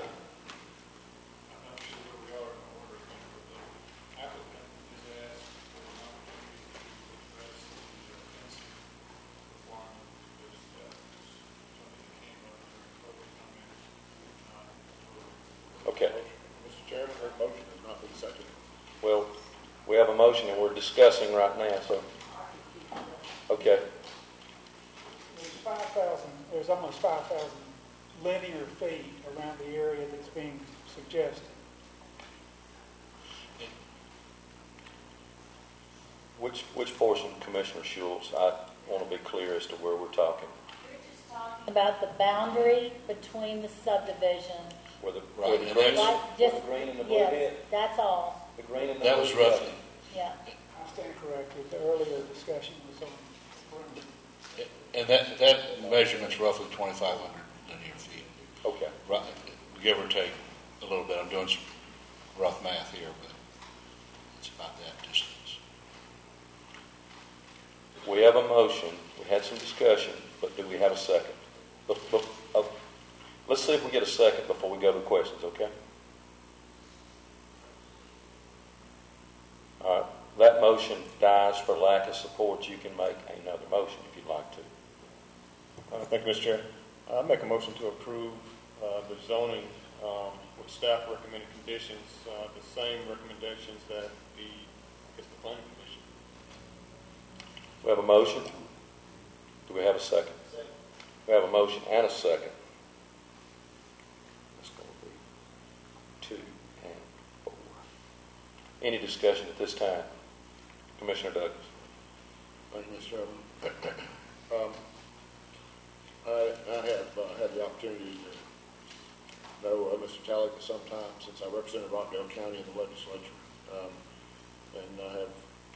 We talked earlier today about this particular item, and I've been listening pretty intently here to this discussion tonight, and I have some concerns, genuine concerns. First of all, as Commissioner Schultz pointed out, and I put it in more layman's terms, thinking of my district and the eventual, hopefully, implementation of the brick store overlay. These overlays are not meant to have rubber band boundaries. I mean, they should have boundaries that are fixed. If you want it here, put the overlay in place and put the boundary there. If you want it somewhere else, put it there. Once the overlay is in place, then the boundary should be fairly fixed. Obviously, I have a big problem with putting 3 houses, 1,800 square foot houses on 1 acre of land. I don't want to see that in the first district And it's hard for me to justify in my own mind how I could support it in the 3rd district if I don't want it in the 1st district. And so, you know, I need to be consistent in what I do here. And so, you know, quite frankly, if I think something is I don't want to see it later on in my district, then I probably shouldn't support it in somebody else's district. So, because, you know, we're in this together, and we often talk about east part of Newton County versus the west part of Newton County, but, you know, it doesn't matter which side of the county you're on, you still pay the same taxes. So I'm going to vote against this, just to be consistent and just to reinforce the belief system that I have that when more development comes to east and south Newton County, you know, I'm going to expect that it be something consistent with the plans that we have in place. Thank you, Mr. Chairman. Further discussion, Commissioner. Thank you, Mr. Chairman. Lord, the planning commission, what did they say about this particular buffer? In other words, y'all had a meeting, and what did y'all say? They didn't, the planning commission really didn't have a discussion on the buffer. They heard from some of the neighbors who were concerned, but they did not discuss a buffer, did not discuss a fence at the meetings. So my last question is that, so that possibly wasn't a concern of the planning commission? In other words, they felt it was good the way it was approved by the planning commission. I'm sorry, what was the... Ms. Reed was at the meeting and did represent the bank at that meeting. And I'm... Yes, ma'am. Yes, sir.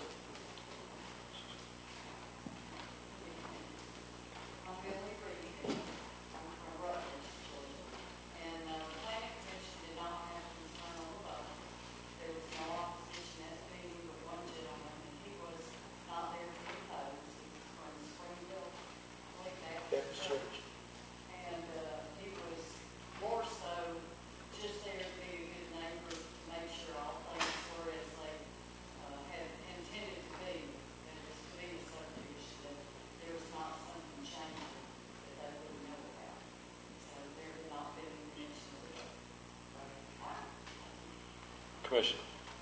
So let me understand where we are. We have a motion and a second to approve with staff recommendations, including the 1,800 square foot. And so, and what Mr. Douglas is saying is that he would oppose even allowing them to re-enter into this, into the Almond overlay. You know, my concern obviously is 3 houses to the acre, and the fact that you know, I just, like I said, I don't want that in the 1st district, so I'll not vote for it in somebody else's district. Well, and I think that the issue here is that if the petitioner can withdraw and not submit back into the Almond overlay, it's just that based on if they want to come back into the overlay, right, the original motion that I made, those would be the conditions to come back into the overlay. If they stay outside the overlay, then they have to comply with the current R2. Commissioner Maddox. I forgot what was on my mind, Mr. Chairman. Sometimes it's right on the tip of your tongue until it falls off. I know that feeling. I appreciate the Farmers Bank being patient with the market and continuing to want to invest in Newton County. I think that's real important. Commissioner Schultz, the issue I had with the motion earlier is I personally think fence line in the back with that much buffer is overly burdensome to the bank and to the builder, I guess, from an investment standpoint. I think that would be quite costly. But I do like the plan. I like the approach to come back into the overlay because I think that raises the value and the premium build with the premium building materials. So I do plan to support this. Again, I appreciate you guys being patient with Newton County. Commissioner. Thank you, Mr. Chair. I agree with, some of the items that Commissioner Schultz said and stand with what the overlay requires. To me, in this situation, you have a finished subdivision that's already been done. It's paved. You have your curb, you have your sewer, you have your water. And they're dealing with a unique situation, in my view, with a very small road frontage that you're not going to be able to get a second entrance in. So that was my issue with it, and that's a hardship in my opinion, and I don't see how they could meet that. Thank you. I'm going to call for the question. At this point, we've got a motion and a second to approve REZ 14-000168.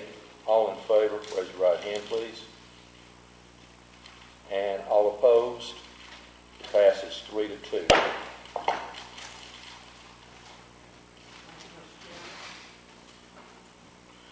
Moving on to the next one. Commissioners, you can find this one in your board book, and the new copy is on pages 47 to 54. This is REZ 14-000145. Staff, please. Thank you, Mr. Chair. This property is located at 25 and 35 Wallace Street. It is located in District 3. The map and parcel numbers are map 25, parcels 19 and 22. The total acreage of the two sites is 0.77 acres. The request is to zone from R2 single family to CH Highway commercial, and this is also located in Tier 2 of the Almond overlay. On the January 27th, the applicant appeared before the Planning Commission and requested that it be deferred until the February meeting and to allow some extra time to address some concerns about the site plan and the renderings for a proposed building. The applicant on 2/24 did resubmit this site plan that you see before you now, as well as a building rendering. This rendering is an example of the type of building that may be constructed on site. Planning Commission did recommend approval, and there were some staff conditions, and I'll be glad to go over those with you if you'd like. Okay. Would someone like for the staff to make note of those? Okay. At this time, I'll open a public hearing and the applicant.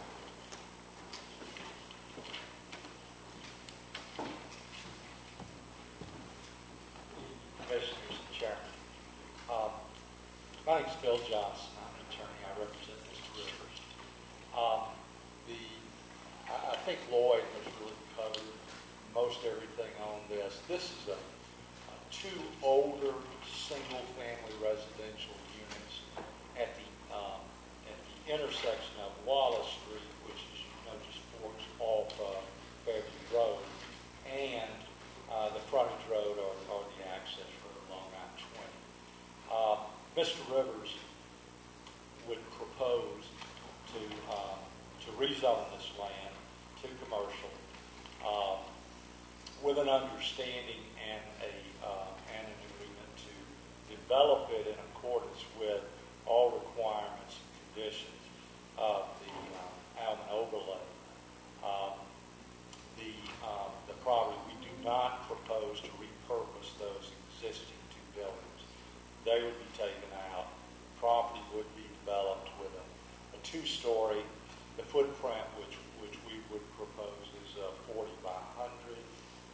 It would have professional or neighborhood type commercial on the bottom floor. The second floor would be residential units for utilization by either owners or employees or other residents who desire to live there. The rendering is of the type that Mr. Rivers would propose, which is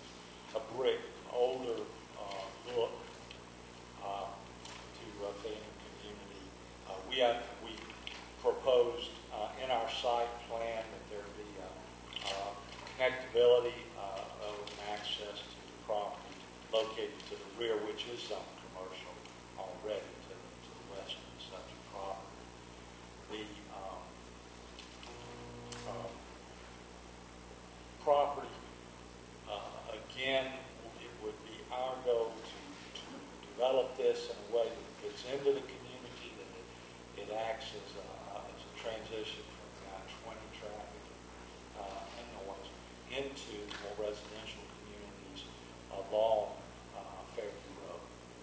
I'll be glad to answer any questions if you have any. Any questions for that?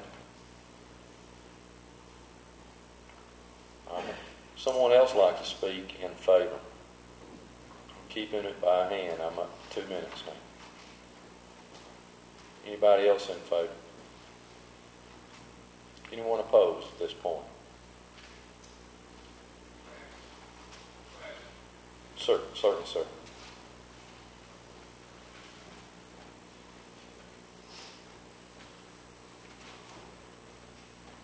I heard a statement there early. Where's Water Street at? It's near Alman and Fairview Road. It's at the corner of Fairview and the access road. Like a TV repair shop. And, Okay. Yeah. Okay. All right, thank you. Thank you. Anyone else in opposition? We'll close the public hearing at this time. Commissioner Schultz. I would like to commend the petitioner for their use of this land. I think that it's an enhancement to the community. The renderings are certainly an enhancement, and so with that, I would like to move for approval of REZ 140000145. We have a motion and a second. That's 3 and 2. Any further discussion? All in favor? It is unanimous. Thank you. Item number 20. This is a conditional use permit 14-000-172.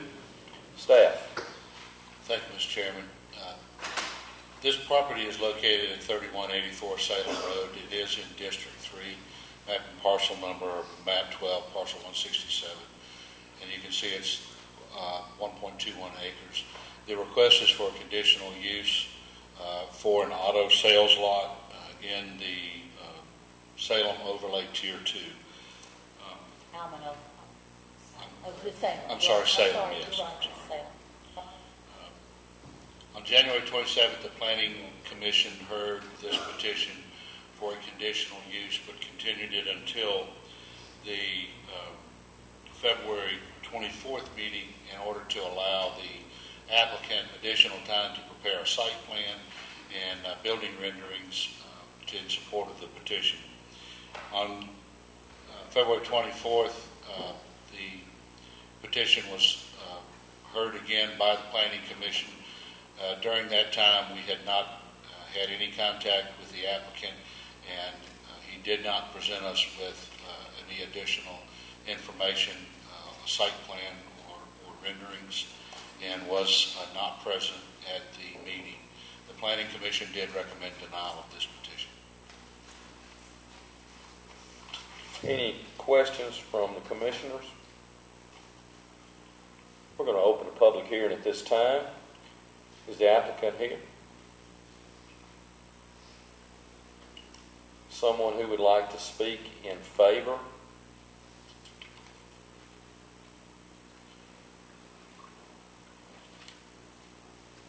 Someone who'd like to speak in opposition? Would anyone like to speak in opposition? I'm going to close the public hearing. Commissioner Schultz. Yes, I'd like to move to deny CUP 140000172 based on the recommendation by the Planning Committee and a failure to submit a site plan. And gentlemen, I'm going to let you fight over that one. That was a simultaneous. B is 3 and 2. Any further discussion? All in favor? That one is denied. And it's 5-0. And finally, this is case number APP 15-000-187. Staff. Thank you. This property is located at 60 Radcliffe Trace and is in District 2. The size of the lot is .88 acres, and this is the request here is to appeal the decision of the Board of Zoning Appeals to deny variance request 14-000152. The original request was to allow for one semi-tractor cab only to be parked on the property. The Board of Zoning Appeals did recommend denial of this petition, citing concerns over negative impacts on the neighborhood. Any questions of staff? I'll open a public hearing at this time. The applicant.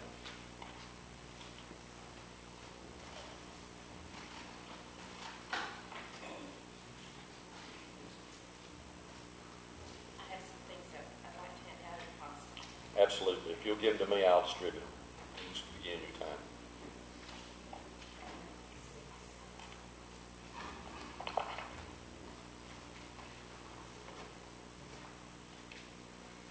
My name is Shirley Taylor. I'm the wife of Mike Taylor. We live at 60 Radcliffe Trace, Covington. We've lived in Newton County for 30 years.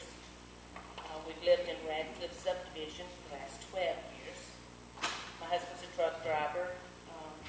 He's out of town during the week, only home on the weekends, sometimes 2 weeks. It's a hardship if he can't park the cab only in our driveway, as you can see from the picture. It's due to needing access to the truck computer to set his trips and pack for the coming week, and also it allows a little time with his family. He usually comes in on Friday, has to get on Sunday. Okay, I asked for variance for this reason, and I hope that you've looked over what was said before when I was at the variance the other meeting. It's not an eyesore. He can't be seen unless you're in front of the house, and as you can see, there's pictures. In the packet before, there's a letter from my neighbor directly across the street saying that they have no objections and they have the most direct vision of the truck. There's 95 houses in the subdivision. I have 27 signatures of no objection, which is 1/3 of the residents. And I would have gotten more, but it's hard to catch people home on the weekends. The objections in the variance were one way in, one way out. We are willing to foot the expense of building a privacy fence on each side of that truck, with a gate so he can pull it in, close it, and close it from sight so it can't be seen. The second objection brings the value of the houses down in the neighborhood. For you, I've given some statistics of what has caused the value to decrease our homes. 95 houses in the subdivision since 2008. There have been 14 foreclosures, 4 legal difficulties, and 1 short sale. Our house was the 6th most expensive sale in that subdivision, and we have put over $75,000 in improvements in it. So we are not wanting to move. If anybody should be concerned about the declining value, it would be us. If it's these things, along with yards not being kept up, rentals in and out, even the HOA residents' driveway is sunk in and can't use it. That house is empty. My husband's only had this job for 18 months.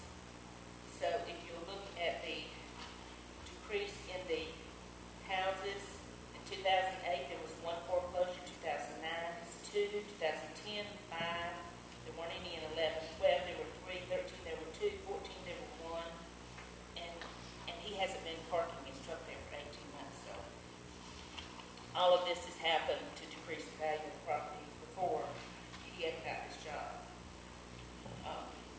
We're only asking for the variance for 5 years. He will be totally retired. The truck is not ours. It's a company truck.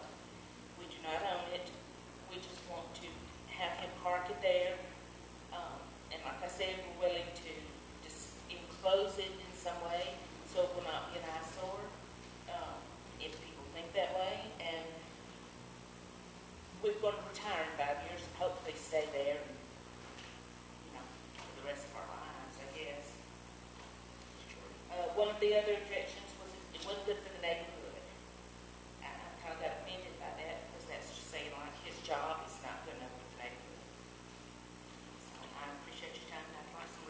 Commissioner Douglas. Thank you for coming today. Tell me your name again, please. Shirley Taylor. Shirley, he parks the truck at home now, right now? Yes, but it's only there on weekends. Where would he park it if this is denied? He would have to park it at Tucker, which would be an hour round trip. All the way to Tucker, it's over in Stone Mountain. Right, yeah. And it would take him at least 30, 45 minutes to get everything out of his truck, put it in his other vehicle, and come home. And sometimes he gets home at 11 o'clock on Friday night. He has to leave on Sunday. He doesn't come in at late hours of the night, and he doesn't come in or leave before 6 o'clock in the morning. So you said you all are willing to build some sort of shelter or some sort of cover? Absolutely, absolutely. It would basically, that's a big, tall truck. I know, but But we're you can willing build to do something- that. We're willing to enclose it in some way that, it's worth it for him to get home on the weekends.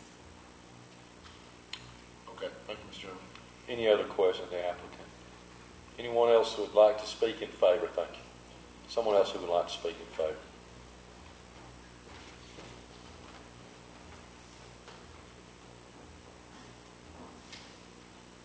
I'm Sandy Spears. I live at 5168 Derrick Street. I do not live in this lady's neighborhood, but I do own a number of properties, rental properties that are relatively high in the county, so I am familiar with real estate. I have a real estate license, don't want one, but given the fact that she is willing to put up a privacy fence, given the fact that they're willing to protect, keep the truck away, also from the look of the house, you can tell the house is kept. The house is well maintained. There are other neighborhoods, such as this one, that may have damage to driveways, and people don't keep up their properties. There are a number of foreclosures in the neighborhood. You don't want foreclosures in your neighborhood. These folks are established. He's got a job. They're producers. They're not takers. Give these folks an opportunity to make a living, maintain their house, and maintain their community. Thank you. Thank you. Someone else would like to speak in favor? I'm at 5 minutes, Commissioner. Hi, my name is Peggy Geis, and I live at 135 Radcliffe Trace. I'm probably 4 houses down from these people. I agree with everything she said. I don't think this has anything to do at all with the reduction in the property values. I think a lot of it came from the big neighborhood that was built across the street from us some years ago. There are people who park their boats and their recreational vehicles in their driveways, and to me, that's more of an eyesore than this truck that's hardly ever there. Thank you. Someone else?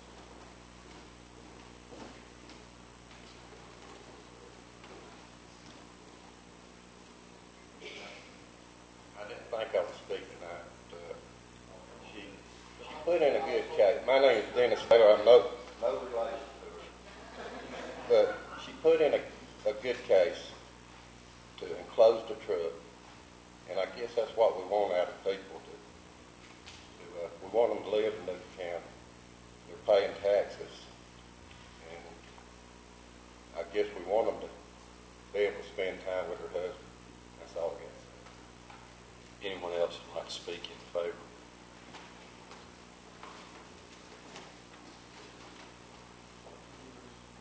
I'm Dorothy Hayes, and I live at 80 Radcliffe Trace. I live next door to them. And as a matter of fact, I think it was Saturday, he came in. I was upstairs in a box room. The window faces their house. I did not hear him come in. The only reason I knew he was coming in is I saw him out the window. They do not bother us by him coming in that truck or when he leaves. I never know when he's coming and going. But they have been very good neighbors, and I would appreciate if y'all just take that into consideration and let them park that truck there. Thank you. Someone else?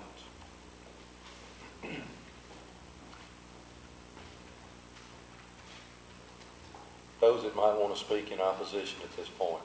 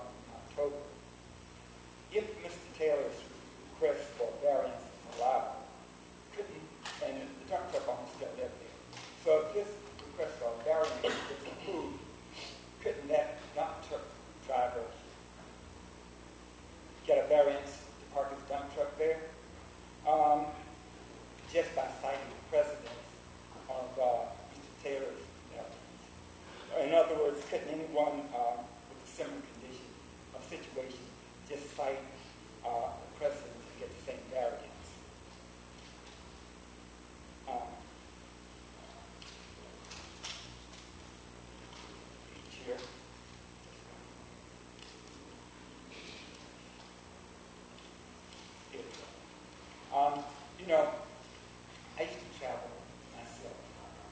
I traveled weekly. I worked from Maryland to Houston, Texas. And airlines, car rentals, hotels often presented issues that were inconvenient. But the issues were inconvenient. They were not a hardship. There's a big difference. And as far as enclosing the truck, I think a building large enough to enclose the truck is going to look very out of place on Radcliffe Place. Thank you very much for your time. Okay, someone else who would like to speak in opposition?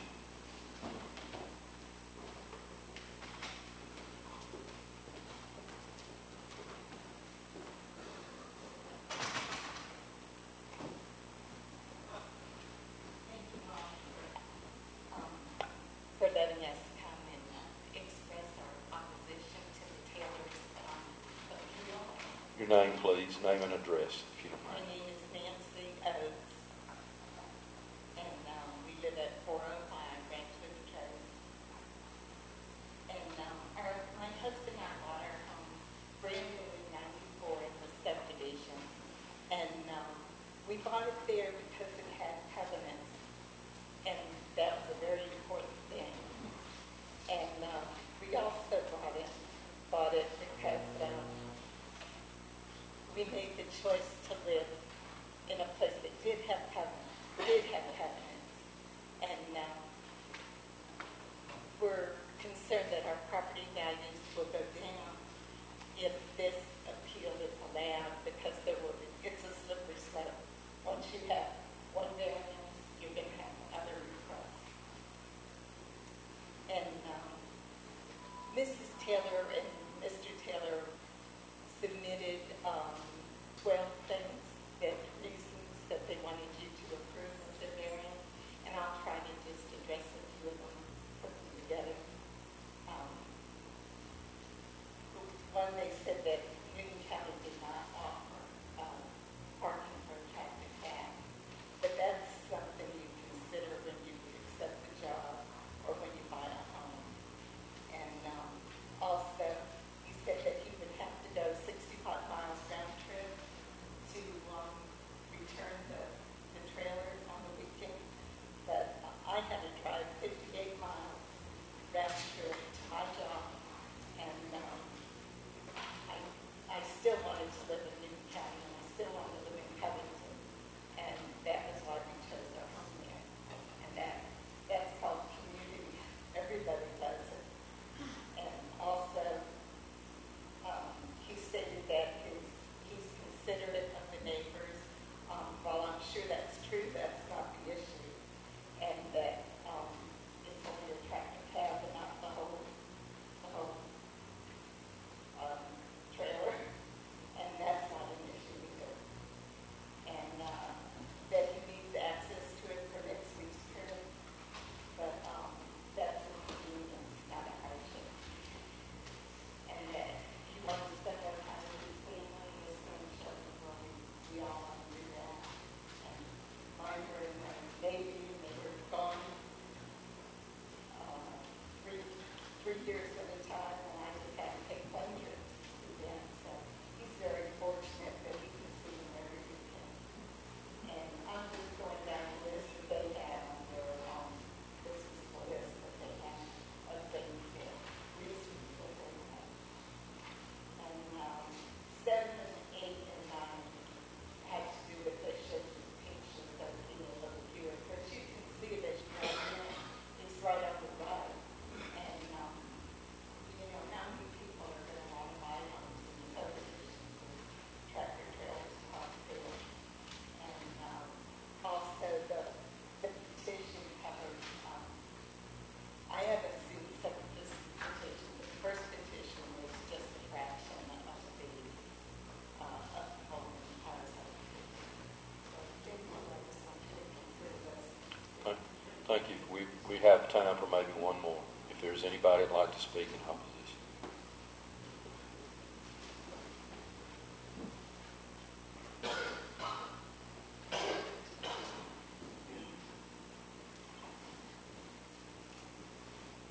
Good evening. My name is Emma Forte.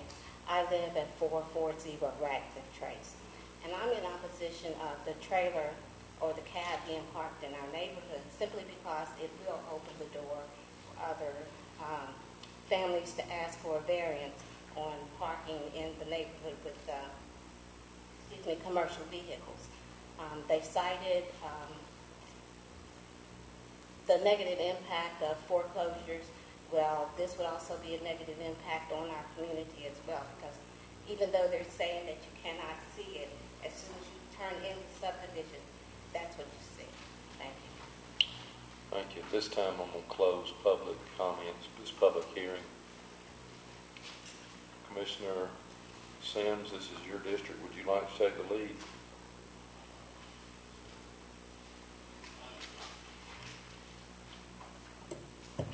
Thank you, Mr. Chair.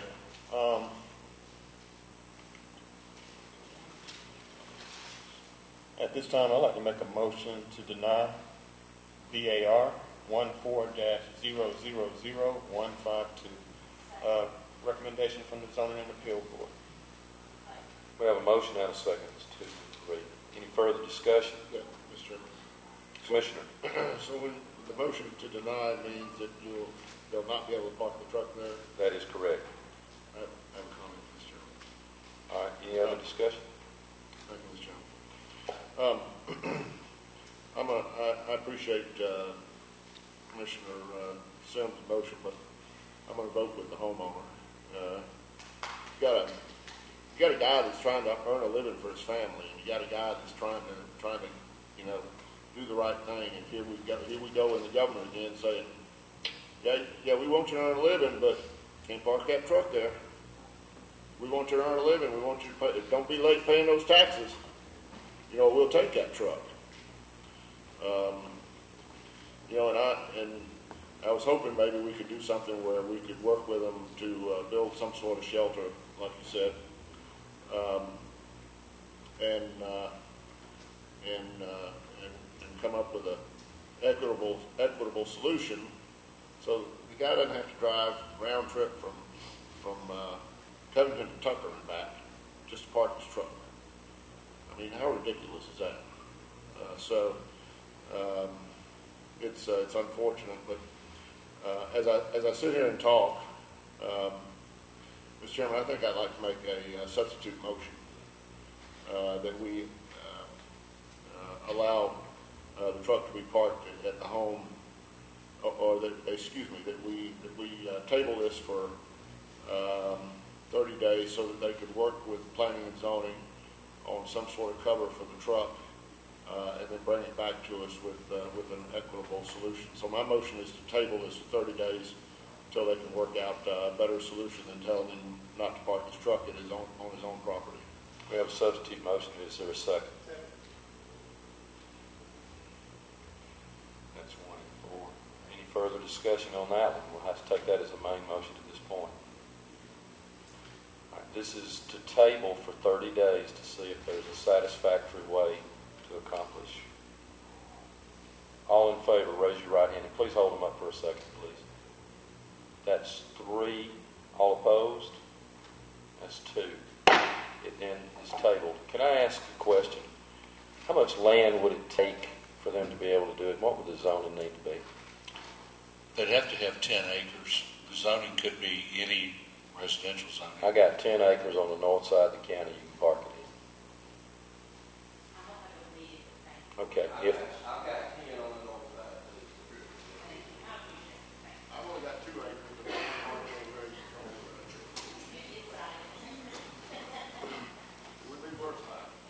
Commissioner. Thank you, Mr. Chair. If this is an issue I believe that the board wants to look at, I think we should look at our zoning.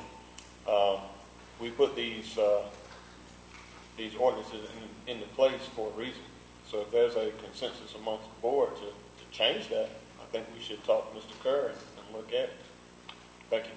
Thank you. And I do want to say that one of the things that we are going to look at, I hope, soon, and I'd like to offer a time, and I think we've got a slide on that, maybe with a date, to try to take a look at all of our development regulations and see if there's some direction staff needs. So I think that's a great idea. I think that was tabled. Commissioners, I need a short break. I'm sure everybody else does. We'll come back. Yes, sir. Yes, we're going to add a report about the sheriff's. It was a request that was made. It got left off, and this is going to be concerning salaries. And we'll do an amendment to the agenda. Brief recess.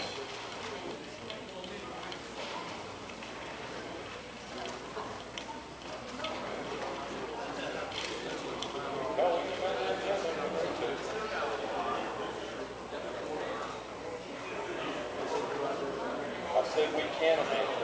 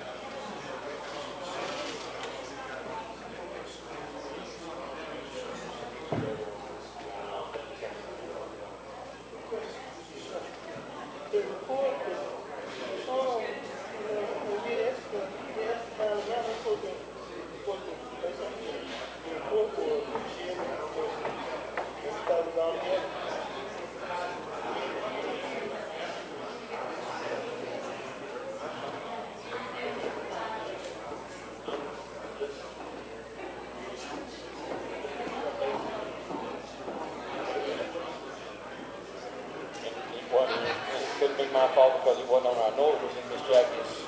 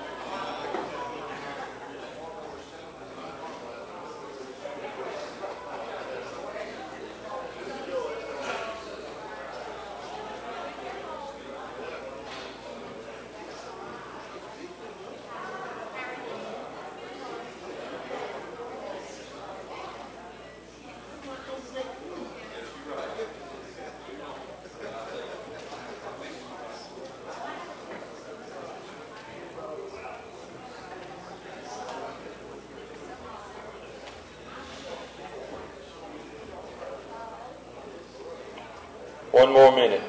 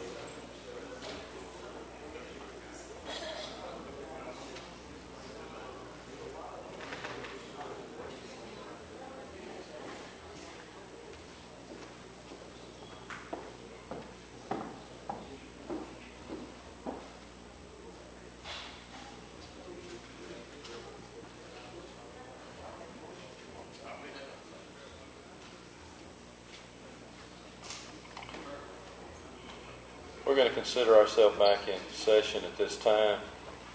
Commissioners, there had been a request for discussion of the sheriff's deputies and their wages. And I know it was on Miss Jackie's desk, and I'll take full responsibility. It did not get on the agenda. So I'd like to try to at least have discussion of the deputies' salaries, and the sheriff is here. We'd like to do that. If I could get a motion to place that on the agenda. We got a motion and a second. Any other discussion? All in favor of placing it on the agenda, please raise your right hand. We got it. All opposed? It fails. 2-3. We can still have a discussion at this point. At some point, he can come up and you can have some If I discussion. could, Mr. Chairman, typically, you don't need a motion when an item has to be placed on the agenda. What happened is that if a commissioner, whether it be me or any commissioner, sit around this table and make a request for an item or report to be read, then it's read. It doesn't have to be acted on by votes. At this point, I'll defer to the legal counsel if they can give us a decision. I know Jenny is probably our expert on our enabling legislation. Bill?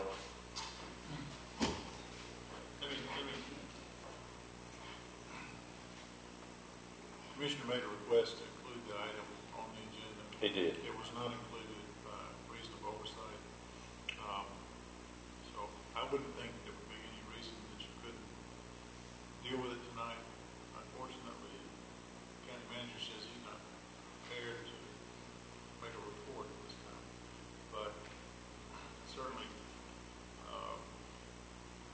This is not the usual situation where somebody's coming at the last minute and wants to amend the agenda. It was made earlier in the week.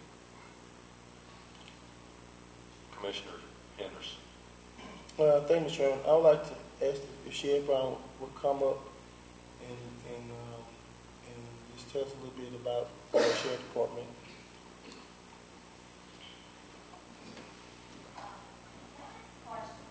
Absolutely. So what was the point in taking a vote Well, if we've overturned the vote?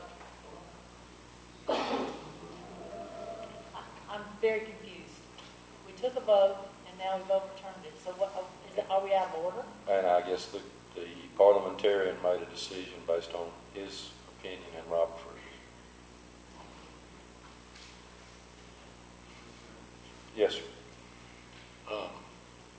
I think if the matter is on the agenda and a majority of the commissioners vote, take it off the agenda. And that's something that would have to be evaluated. So if the decision, you're saying if there was a motion and a second, and then at least 3 commissioners took it off the...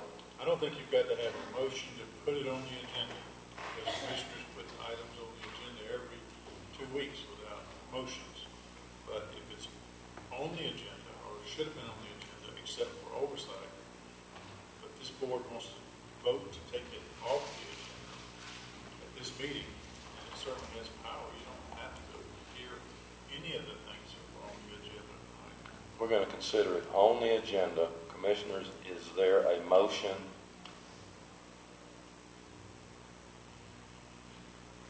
I don't hear one, so it's on the agenda. Continue, sir. It was not published on the agenda, and our ordinances say that the agenda is to be published 24 hours prior to the meeting, and it was not published on the agenda. I don't think any of us are prepared to discuss it tonight. Mr. Garrett doesn't even have his report with him. I think in fairness to the sheriff, we need to have it on the agenda where we can prepare, we can have all the information before us at least 24 hours before this meeting. Commissioner Simmons. Thank you, Mr. Chair. If that's the case, then this board should never make an amendment to the agenda. That agenda should be the same 24 hours in advance, just like you just stated. And it's not always the case. We get up here every week. Every 2 weeks we get up here, and that agenda gets changed. It gets changed to suit whoever it wants to be up here on this board. But when Commissioner Henderson makes a request to be on the agenda, and due to Miss Jackie not being there, it's an oversight. There's an issue. I have a real problem with that. I take full responsibility. I know Miss Jackie had it. One more thing. We're not talking about a action being made at this department, this report. Reports are heard every meeting. Go ahead. Thank you, Mr. Chairman. I believe this request was officially made in December, if I'm not, from the board asked me to review the sheriff's request. And I spent a great deal of time going through the sheriff's request. We spoke a number of times. I spoke with, I believe, each commissioner and the chairman throughout that process. I mean, I spent a lot of time working on it, and I apologize. I saw the email requests from Mr. Henderson, but when it wasn't on the agenda, I did not prepare for tonight with the numbers. So I apologize for that. But I do have a bunch of information I'd love to present to the board when that opportunity is right. Commissioner. Mr. Chairman, if we don't take any action tonight, I don't have a problem with the discussion. I mean, I don't have a problem with that. Commissioner. I think we've already had half the discussion, but I do agree with Commissioner Sims. There's got to be public notice on this thing. We've all got to be prepared. We've all got to make a rational decision. The sheriff does have an urgency to address his matters, and I would certainly second Mr. Henderson's move. We leave this on the next agenda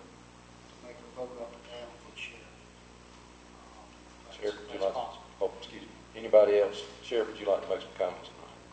Yes. Mr. Chairman, those of you that make up the board, as County Manager Tom Garrett stated, I was before you here back in December. I have made many decisions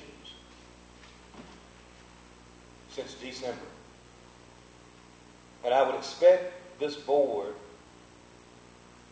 to do likewise. I believe when we continue to kick the ball down the road, you're kicking it not in the favor of the employees, but perhaps you're kicking it in the favor of not doing what the employees have asked you to do. All of you know that I've presented information to you on numerous occasions.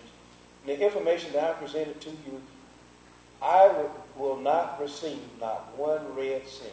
I am looking out for not only the employees at the sheriff's office, but I have voiced my opinion about all the employees of the county.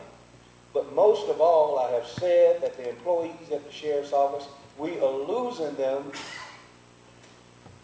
We're losing them not by 1 and 2. We're losing them by the numbers of 5 and 10. And I have, as late as Friday, I wrote each and every last one of you a letter to include the county attorney, to include the clerk, my position, my expectation. I ask you if you would bring this back up before the board. I think it's one of two things. Either you're going to do it or you're not. Simple. I don't think we need all the material in the world to discuss what we're going to do. You know what you're going to do.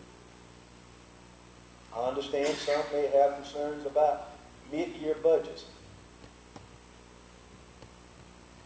Organization, businesses, make adjustments. And if you will see included in my letter, I indicate to you that we are having to make adjustments at the Newton County Sheriff's Office. And I say it to you that we will no longer honor comp time. And I gave you a very simple, it doesn't take a rocket science to figure it out, analogy. I said this, on a 12-hour shift,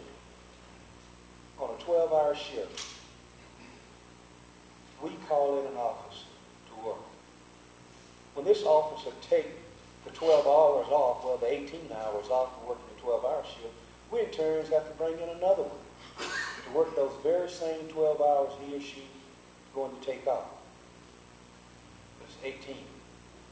Now we have a total of 36 hours in one 12-hour shift. I think when you look at the math, it just doesn't add up. So those are decisions that I'm having to make. And it was very rational. I could see that we was losing more than we was gaining by participating in comp time. And I ask all of you, be good students. Do the job that the citizens have asked you to do.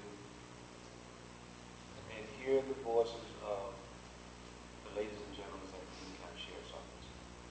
Now, I certainly hope that you will be prepared the next time. For whatever reason, Mr. Chairman, I have no idea what happened. But again, I certainly hope it's not a tactic of kicking the ball down the road.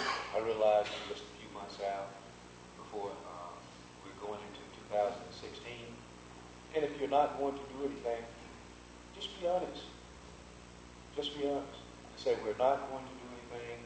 You're going to have to wait. You're going to tell your troops they're going to have to wait. Keep losing. Just be honest. That's all I ask you to do. I'm honest with you. I've been before you on many occasions, not for myself, but for the employees of the Newton County Sheriff's Office. Mr. Chair, I certainly hope that we can get it on the agenda. It'll be on the next time. Mr. Garrett, I certainly hope that you would have all the information that's needed and required for these 5 individuals to make a company decision on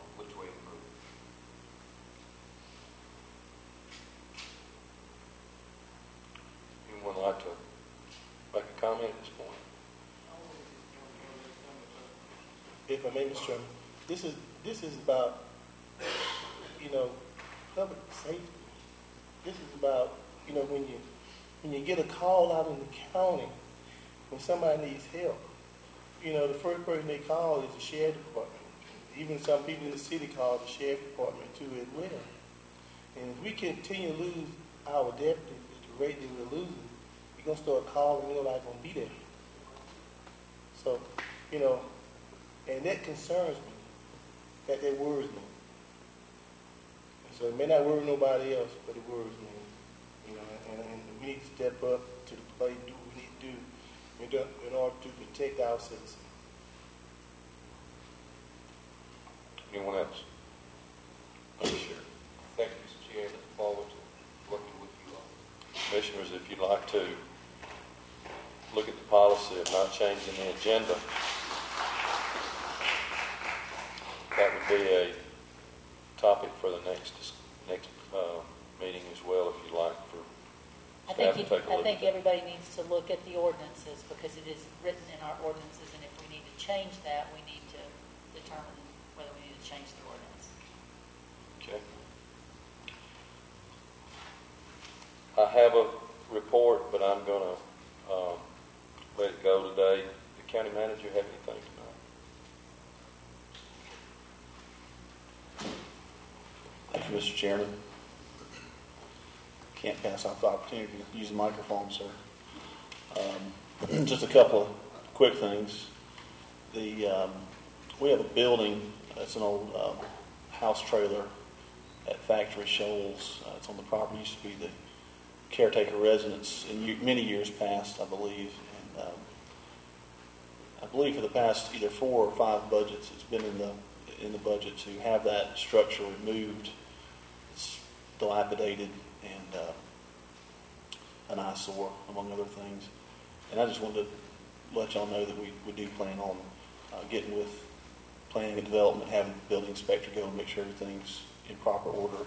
And then I'll be asking Mr. Chairman to be getting with you to request that building be demolished by Public Works if that's suitable. Absolutely. Also, there's a sheet on at your station there. It's from Palmetto Grants. It's their monthly update. I won't spend any time on it, but it's for your review. And then, as you know, we did the budget meeting last Tuesday night. I appreciate you giving me an opportunity to present that information. And we're still working through the departmental budgets. We have just a handful left, including the sheriff's budgets. And we'll be preparing for the April meetings when the board comes back together to hear all those departmental requests. Thank you. I want to make an apology to some of our guests that are here, in particular the former superintendent of schools, Steve Whiteley. We're going to get to you as quickly as we can. I promise you. I know your wife's at home and needs a caretaker, and so we're going to do our best to move through this as quick as we can. Okay, I apologize to you. We decided during our work session that the executive session minutes dated February 17th and those dated March the 3rd were not available to us, and we would pull those. I am going to ask at this time a motion to table those till April the 7th. It's 1 and 5. Any further discussion? All in favor? That's 5-0. Now the consent agenda. I need a motion on the consent agenda. 1 and 3. Any further discussion? All in favor? It is approved 5-0.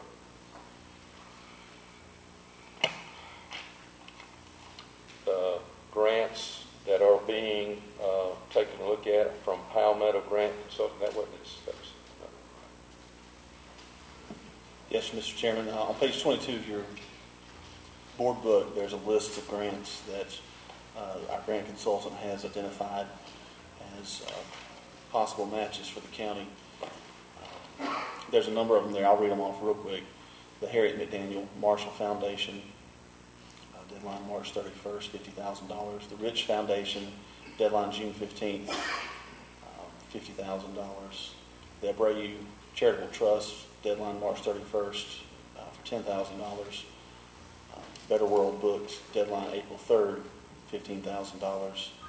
The Martha and Wilton Looney Foundation, deadline April 30th, 2015, $15,000. And Moro Solutions Foundation, deadline April 30th, 2015, requests, the amount will be $40,000. They've identified these grants as potential opportunities for the county and just wanted to get permission to go ahead and apply for those grants. Motion to approve. We're going to say that's going to be 1 and 4. 2 and 4. 2 and 4. Further discussion? All in favor? 5-0. Thank you. We've already done item number 8. Item number 9 is the monthly financial report.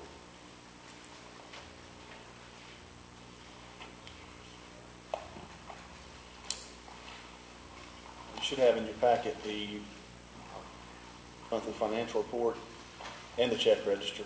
We'll start with the financial report. First sheet is the expenditure summary. We're 66% of the way through the fiscal year.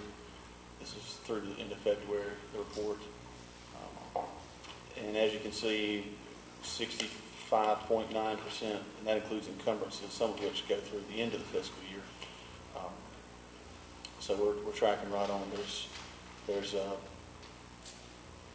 the large part of the departments are around the 60 or 62% on their expenditure budget, with a couple being outside the 66%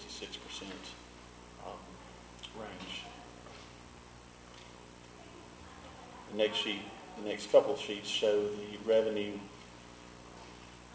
collections and all the different line items for those revenues. Again, I present the majority of those to you on a recurring basis, quarterly or something, that the lost TAVT, you've seen reports on those already. I will be bringing back to you analysis, and this will be more for the budget cycle, but analysis of the revenues, as we discussed at the last meeting, the shortfall in revenues that we've seen the past 2 fiscal years. But I will be bringing a full analysis of that to you in the coming weeks. And then the last 2 sections are the enterprise funds, Cornish Creek, and solid waste. Try to answer any questions you might have. Any questions? Concerns? We're going to do the financial report separately. So 1, and I need a second. It's going to be 1 and 5. Further discussion? All in favor of that? Financial reports adopted. The check register now. Need a motion? You can. We have a motion. Let's get a second, and then we'll go through the discussion. Okay, we got 1 and 4. All right, discussion. Talked to Mr. Garrett today because, as you know, I've been very concerned about our ongoing legal fees. And if you'll note that in the month of February, we expended $83,805.38 in legal fees to Mr. Craig's office. One of the questions that I had to Mr. Garrett was, are all these legal fees, are they passed through? Are they going to other areas? So I asked Mr. Garrett for a copy of all of the invoices, and he provided those to me today, and I will review them. But I do think that we need to be very cognizant of that much in legal fees in 1 month. What is our practice?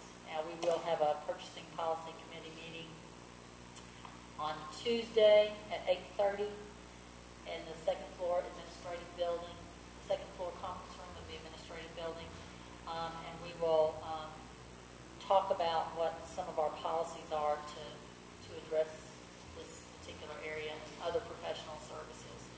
But I do appreciate Mr. Garrett providing those invoices to me today. Any other discussion? We have a motion and a second. All in favor? It is adopted unanimously. On item number 11, who is going to handle? There's been a request to table that.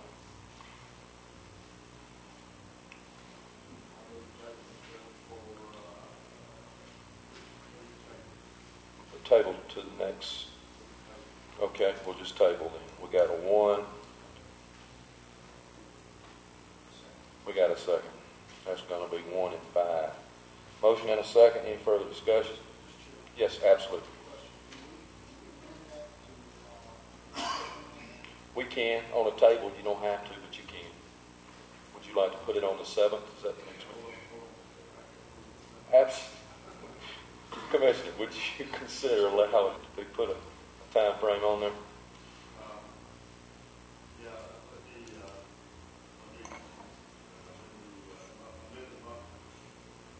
Let me amend the motion to table this until, this is the. I believe it's April the 7th.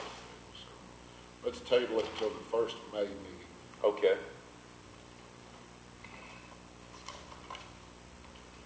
That'll be the 5th.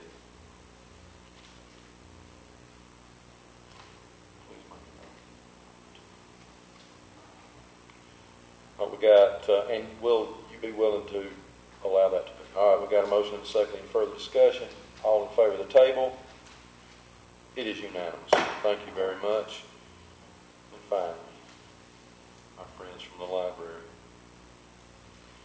Dr. Watley, Ms. Lace, did y'all come up and present to us? Are you awake, Steve? One of your former board members, throw something in. We appreciate you being with us, Dr. Watley. And again, I apologize. I know you're the caregiver for your wife, and my kids absolutely loved her when they were in your class. And the time that I worked with you, I found you to be nothing more than a fabulous boss. And we've always had a very good working relationship with the county commission and those folks in Powers Authority in Atlanta and other areas. But I'm here tonight to brief you on a situation regarding the library, which we have been talking with the board members for some time, and we have been planning for some time. Let me give you a little background. You know that the library board of trustees is composed of 8 members, 6 of whom are appointed by you commissioners and the chair.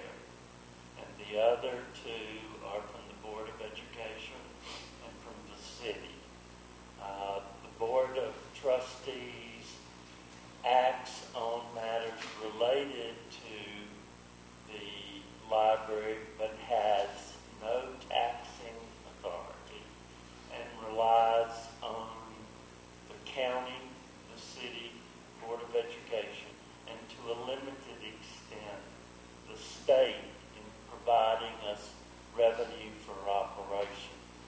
Now, the library has grown since 1916 from being in the Covington Women's Club to the basement of the courthouse, to the County Street Gym, to the police station in the heat of the night, and now to the Floyd Street Center that was built in 1995 with SPLOS funds from that first SPLOS referendum that was passed by Newton County residents.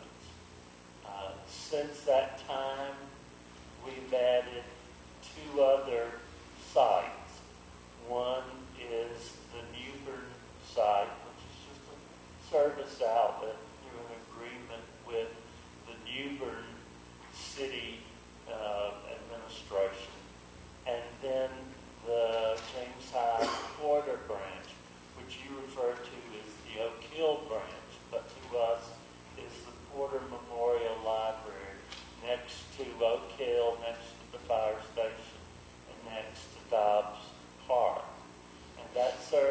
residents on the west side of the county. So we've got a far east small outlet at Newman, a far west outlet, not an outlet, excuse me, an 18,000 square foot facility that was completed, and you get information on, and we're unfortunately through the drop in impact fees, you, the county, are still having to pay the last of that, and we understand that.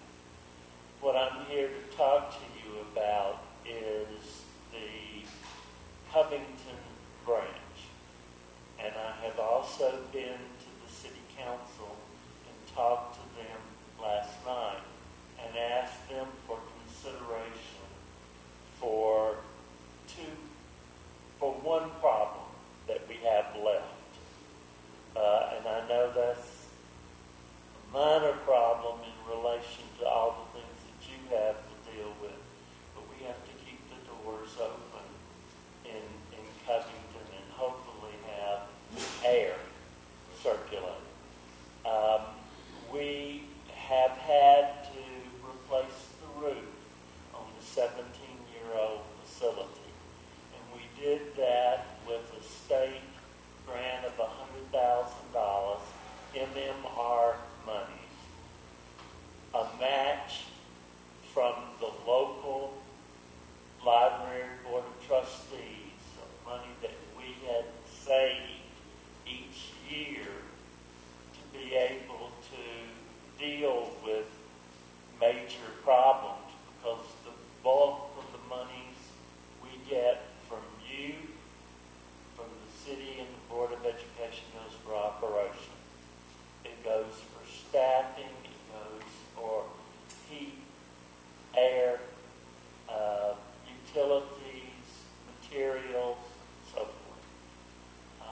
So we do not have, per se, any capital outlay.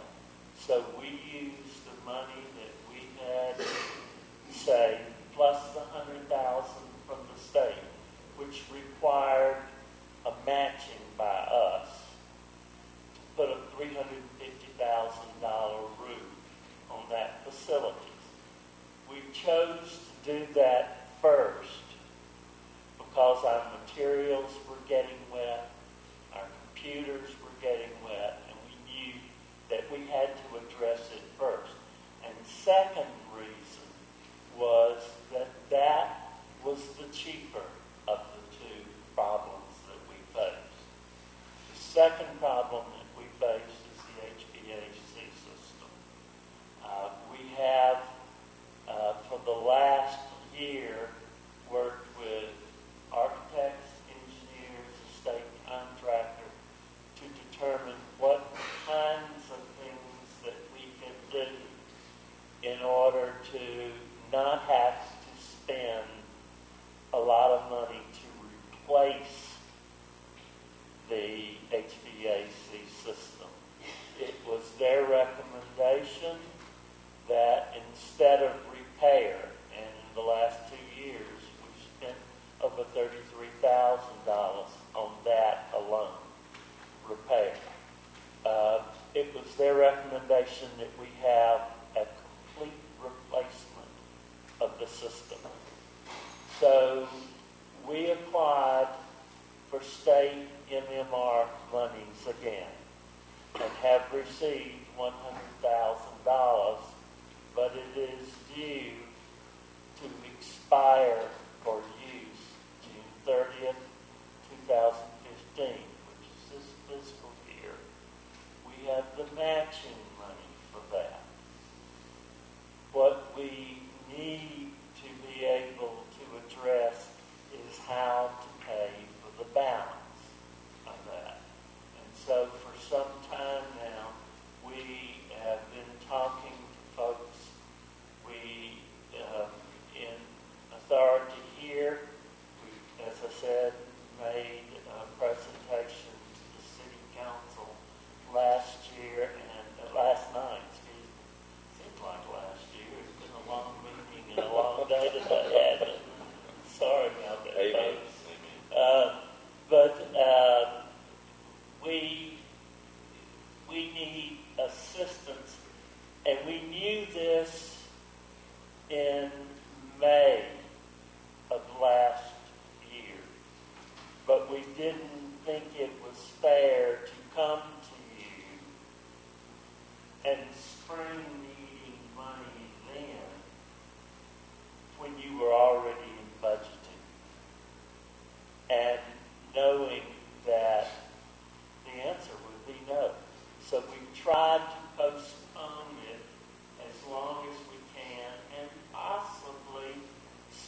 split between 2 fiscal years. So we're asking that among all the other issues that you have to deal with, that you consider ways of providing the balance of whatever cost that might be. We chose to have the May 30th, 2014 estimated minimum cost was $725,000.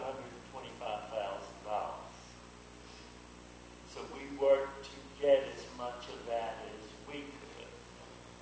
Then we were determined how can we assist the county in getting this. One suggestion was go to the city, and we've done that, and they hopefully will let us know by June 1 how much they can put on this project. I know it's one among many that you face. I know the economic downturn has affected all of us. We have cut hours, we have cut staff, we've had to deal with benefits. If you had not provided us $25,000 in this FY15 budget specifically for Porter, we would not have enough money in our budget to be able to continue to supply the needs of this county in the way of books, computers, e-magazines, e-books, Pines. Just go on our website and see what is available to use. So we appreciate that. We come to you asking that we somehow work together among the three of us in ways of utilizing, if possible, the state $100,000. After June 30th, it's gone. And so if we can't do anything for that unit, and we have to move it on down the road and wait for it to go down, then it's going to cost us more.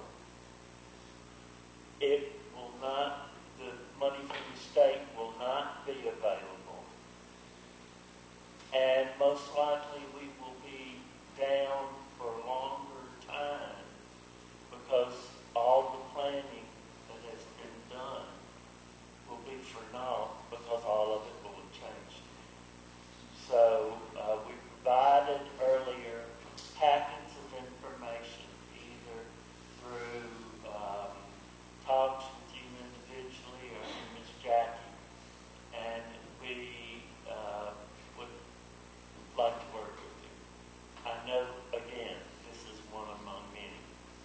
I know what it's like to have to make decisions among personnel and things and utilities and rules and regulations.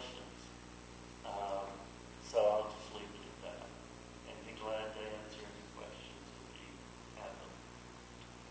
Steve, I just want to be, I'm sorry, Dr. Watley. 725,000 is what you're thinking is the replacement cost. That is the May 30th, 2014.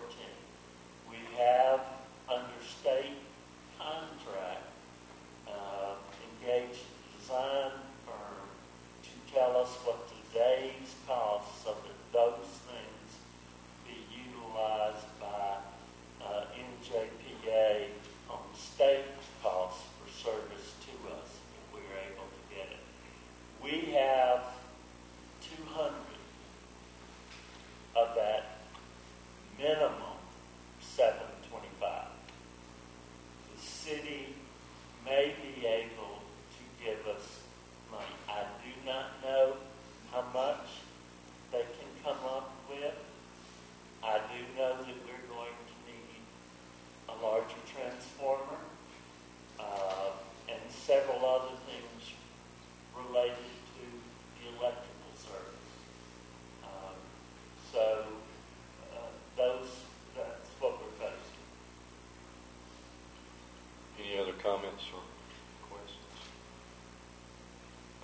Dr. Watley, do you think there's any chance of the idea of Georgia State, when they hopefully expand to 4 years out here, that we could somehow partner with them? And they're going to need a library for those students.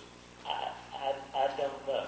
I don't know what the requirements are at this point for the Board of Regents for a library. I don't know what, we're already serving their students.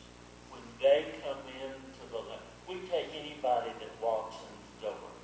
We don't ask them, are you a Newton County resident? Should we? I don't know. But we've never put a fence up on I-20 and said, don't come in if you're out of county. So we serve, besides, we get a limited amount of funds from the state. So that means that we're subsidized, not subsidized. We're funded there. And I know, Commissioner Douglas, you work at GPC, and I know the transition team has been put together. I know they've met a few times. I've spoken with Jeff Tarnowski. I don't know. I know Rob Watts, but he's the outgoing president. Right. So I don't know if there's someone we might talk to, if there is a possibility. The Georgia State administration is going to take over the GPC administration. The president of Georgia State will be the president of the new school, and so I don't know those people either at Georgia State, and so Board of Regents will be making a decision here in the near future on the finality of the merger, and then the merger is supposed to be in place by, I think, middle of next year at the latest. But if there's anything we can do to help to try to grease the skids on that, to get Georgia State to use this library as, for the branch out here, then certainly that's a worthwhile endeavor. I have a question, if I could. Absolutely. Go ahead. Dr. Watley, you said that maybe we could split the balance of what you need between this fiscal year and next fiscal year. How would you split that? Do you have any numbers on that? How you would do that? That's up to the county, because we have no authority over an allocation. All we can do is come up with where we can eke out some money, and the state grants, and ask the city. But I'm used to thinking in fiscal years, and it would have been inappropriate for your library board to come to you in late April or May of last year, when you had already gotten requests from all of your departments and agencies and asked you for money. And we couldn't do that. And so we chose to take the state route, which if we don't do anything, we lose. So as of a later date in next fiscal year, if we have not expended those state funds, whatever is going to be done in the way of HVAC is going to cost $100,000 more. So I guess what I'm thinking here is if we found $250,000 to give you this fiscal year to go with the $200,000, could you go ahead and get started on the project? If we put in the budget another $250,000 for July 1st, as soon as the new budget is approved, to finish out what you need? I'd have to think about that, but that's a possibility. But the So county would have to come up. Yeah, it'd be like a promissory note coming after July 1st, it'd be in the budget. Right. But the county would have to do Sure. that. Yeah, I We understand. have no authority I understand. to be able to I'm just trying to get think of that some- from your treasury or. I'm just trying to think of some creative financing here, And that's what we have thought about, but we don't have the authority. kind of like buying a roof on time. Yeah. We'll pay for it now and later. Well, you stop and think about it. If we don't use that 100,000, then it's going to cost $15,000 Commissioner? And I don't know if this is for Tom or the chair. Have we looked at, even like a 3 or 5 year note on something like this? At one time, we looked at some kind of financing during the lunch. I know at least we talked about lending the money. The problem is they don't have a revenue stream to pay it back, so it would have to be promised. It would have to be a way to pay it back. So that was where we kind of got to a impasse. The only way that I know of, and I'm not privy to your financial structure and your ability to get funds, but we could not sign anything, the library board, because we turn around and get our funds from you, the city, and the Board of Education. So, but there, if it could be spread over 5 years, that softens the amount, but that would have to be allocated each year in the fiscal year budget of the county to cover it. And it would be over and above operational costs. We're about to look at a paver in just a few minutes. It's going to be spread over 5 years, I think. Thank you, Dr. Watley. Appreciate Thank it. you. Appreciate it. Appreciate all y'all do. I know it gets rough at times. Thank you for hanging in there. And thank you for your service to Newton County.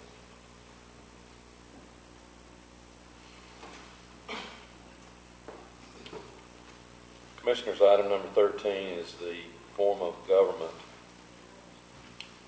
Commissioner. Thank you, Mr. Chairman. It's important to clarify to the citizens that the role of the chairman is the same today as it was when the last election was held and when all of us arrived in office. With that, I believe it is unfair to significantly change those responsibilities in the middle of this term. It is unfair to Chairman Ellis and unfair to the citizens that voted in the last election. Over the course of the last year, this board has heard repeatedly from the public that they desire a full-time chair, elected at large by the citizens, accountable to the citizens. I believe there is strong board support for this within the recently presented options 4 and 5, as presented by Dave Wills from ACCG. Although tonight should bring closure and a final decision to this matter, the mechanics of implementing these options still need to be worked out and a review by the citizens, with a review by a citizens committee under a specific timeline.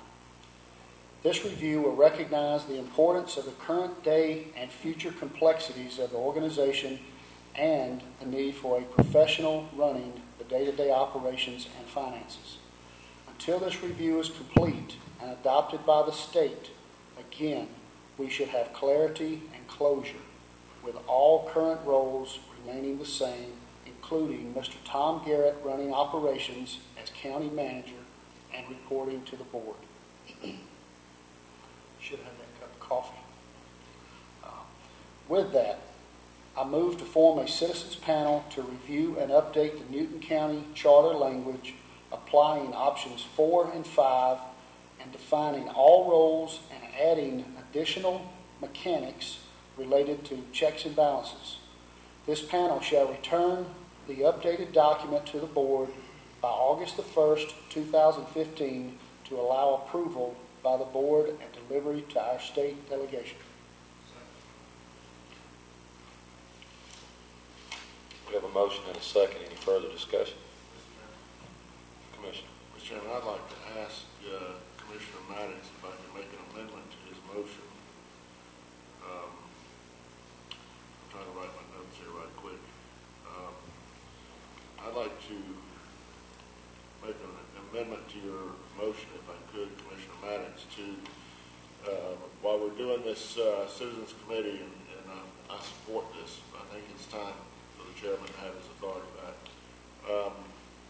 That we immediately return emergency management, the operation of Gaither's Plantation, and the operation of Factory Shoals back under the purview of the chairman. Mr. Douglas, I do appreciate that. I've reflected on that for about 4 hours now, but I think I fall in the view that with the challenges, the recent challenges we've had at Factory Shoals and Gaithers, I think there needs to be a solid structure in the management of those programs specifically. And I believe that these three departments, shifting those, I'm afraid that muddies the water a little bit more. I think that needs more thought. And, as small as two of the three programs are, it seems to me like the day-to-day oversight or day-to-day activities, functions, whatever you call it, that should be able to be worked out between the chairman and the county manager if they both agree and desire and bring it back to us. So I would prefer that motion to stand as is. Thank you. Mr. Chairman. Absolutely, yes, sir. Mr. Chairman, in that case, I'll make a substitute motion. Okay. That takes precedence. The substitute motion would be the language included in Commissioner Maddox's motion, the 4 paragraphs that he just read, and then a 5th paragraph stating that EMA, Gaithers Plantation, and Factory Shoals would be under the guidance of the chairman's office, effective immediately. Well, a motion and a second. It's going to be 1 and 4. Any further discussion? I've got a question, Mr. Chairman. Does that utilize home rule? Is that what this motion does? In the way we govern or operate? Just a question. Home rule generally means that the cities and counties run themselves and without state interference. I'm not exactly sure I understand the question. Back in 2011, the way we operate our government was changed. Right. So is this a similar motion or argument? Does it apply the same? I think if we're going to pursue this, that what we ought to do is go back and amend that earlier motion that was passed relative to the description of the duties of the county manager. We're going to withdraw some of those duties, and that's really what needs to happen. And I don't have the date on that earlier. August or September motion.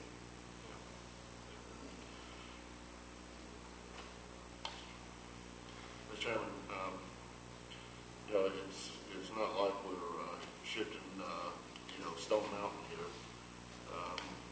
The emergency management office, Gaithers Plantation, and Factory Shoals. I think that putting those back under the office of the chairman is a good first step. I certainly support Commissioner Maddox's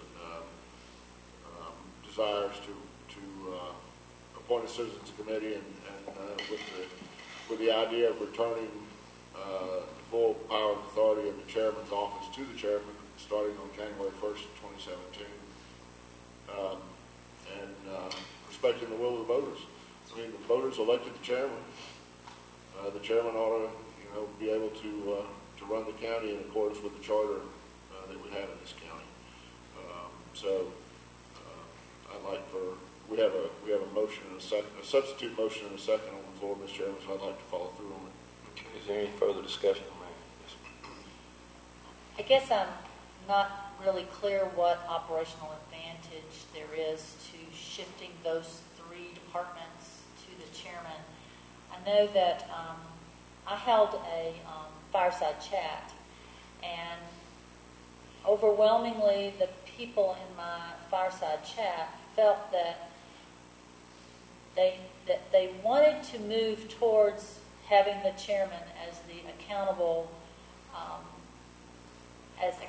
for the county, but they really weren't comfortable with making that change at this point until we had addressed some conflicting issues. And so I think that by shifting some of the duties and not all of the duties, just gets complicated. And so I'd like to know what the operational rationale is for shifting those three departments. Well, if I could respond, Mr. Chairman. Absolutely. I think that the rationale is that probably the chairman, we should shift everything back to the chairman, and that's what the charter says. You know, we're going to respect the charter. The legislature hasn't changed it. The Board of Commissioners changed it in 2011. Although we do have home rule, we do not have the authority on this board to amend the charter. That has to be done in the House and Senate, because we did that a number of times when I was up there. So, you know, this is something we've talked to both the county manager and the commission chairman about these three particular offices, and neither one of them has a problem with it, with moving them. So, you know, if we took a good first step towards restoring the unity in the county earlier on the landfill. I think we took a common sense approach. I think earlier to the truck problem, and now, you know, I think it's time to start restoring the commission chairman. And so these are three. The EMA obviously is a very, very important area, but Gaithers and Factory Shoals are not usually front burner issues. So it's not like I said, like earlier, it's not like moving Stone Mountain here to back to the chairman. So because I think the chairman and the county manager both agreed to this in private conversation, I think it would be what's the word I'm looking for? I think it would be an article of good faith with the people of this county to start restoring the responsibilities of the chairman. Commissioner. Thank you, Mr. Chairman. It kind of, I guess, behooves me to think that, you know, when the citizen came out, and they came out and they had that say, and I thought they said that they want their powers restored back to the chairman. Now, I personally believe that all of them should be restored back to them, but, you know, sometimes you just kind of take what you can get, and I think this is indeed a first step. It just wants to be believed that we as elected officials will sometimes don't hear what people are telling us. I thought I heard them clear. I thought I heard them clear the landfill. I thought when we went to the meetings, I thought when they showed up in this courthouse, historic courthouse, they said that we didn't want it. That's what I thought I heard, but, you know, maybe I just was hearing stuff. And I thought I also heard when we had those meetings concerning restoring the German power, what they said was, give it back to me.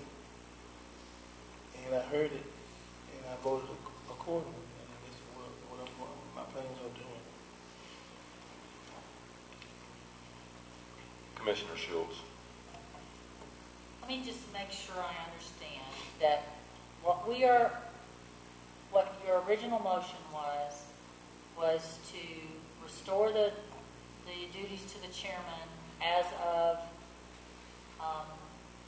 January 1, 2017. But in the interim, there would be a citizens panel that would be looking at options 4 and 5, which address moving the responsibilities back to the chairman, but clarify the roles and responsibilities of the chairman and then the manager and the Board of Commissioners. So your motion is to move the responsibilities back to the chairman. You just want to make sure that in the interim, we've identified all the mechanics necessary to make that possible, so that there are checks and balances. Okay.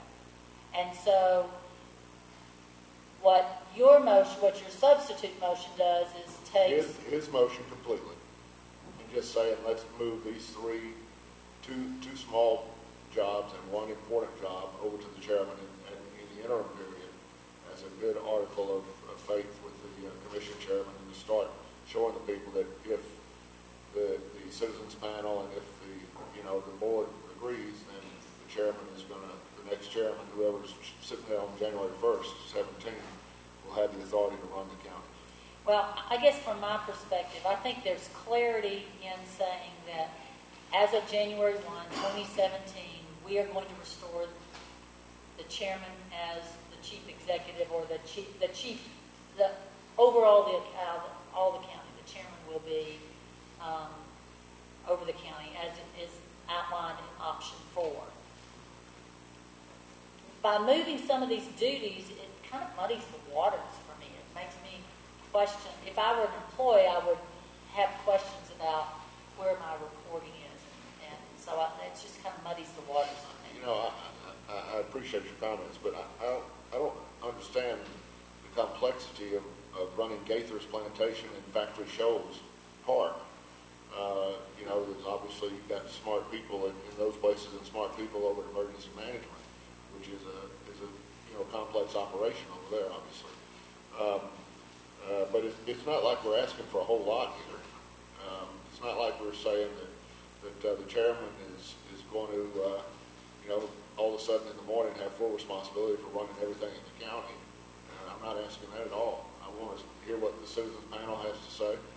I want to hear what the board's reaction is to the citizen panel recommendations, and see where we go.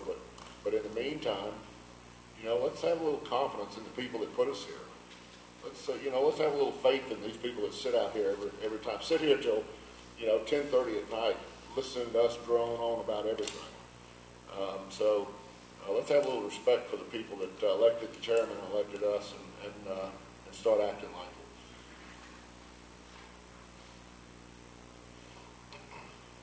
it. Any further discussion?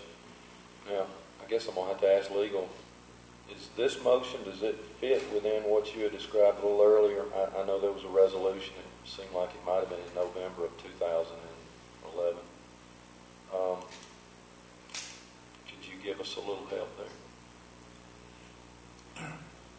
What I understand Commissioner Douglas's substitute motion to say is that he wishes to amend 2011 resolution creating the county manager position to remove responsibility from the county manager for EMA, Gaither's Plantation, and Factory Shoals Park.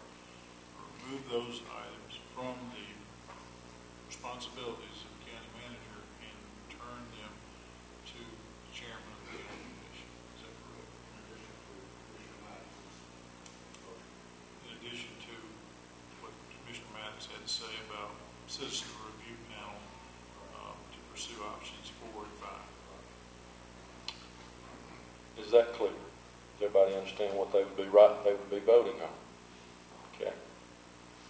Then all in favor of the current motion, the substitute motion, raise your right hand and hold it up, please. All opposed? It fails 2-3.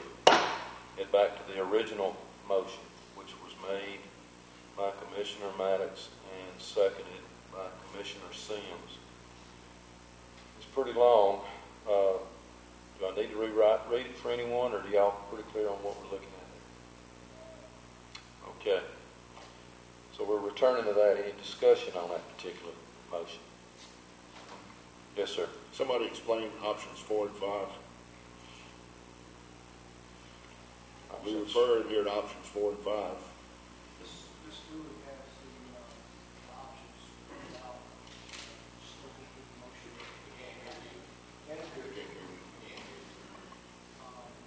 Options 4 and 5, I think options 1 through 6, as presented by Dave Wills a month ago, 6 weeks ago, are stapled to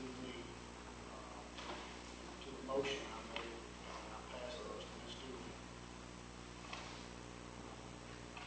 Essentially describes a full-time chair, full-time county manager, administrator, what do you want to call that title, Commissioner, would you like us to make copies quickly, or would you just like to? Are you talking to me? Yes. Yes, I'd like to know. Okay.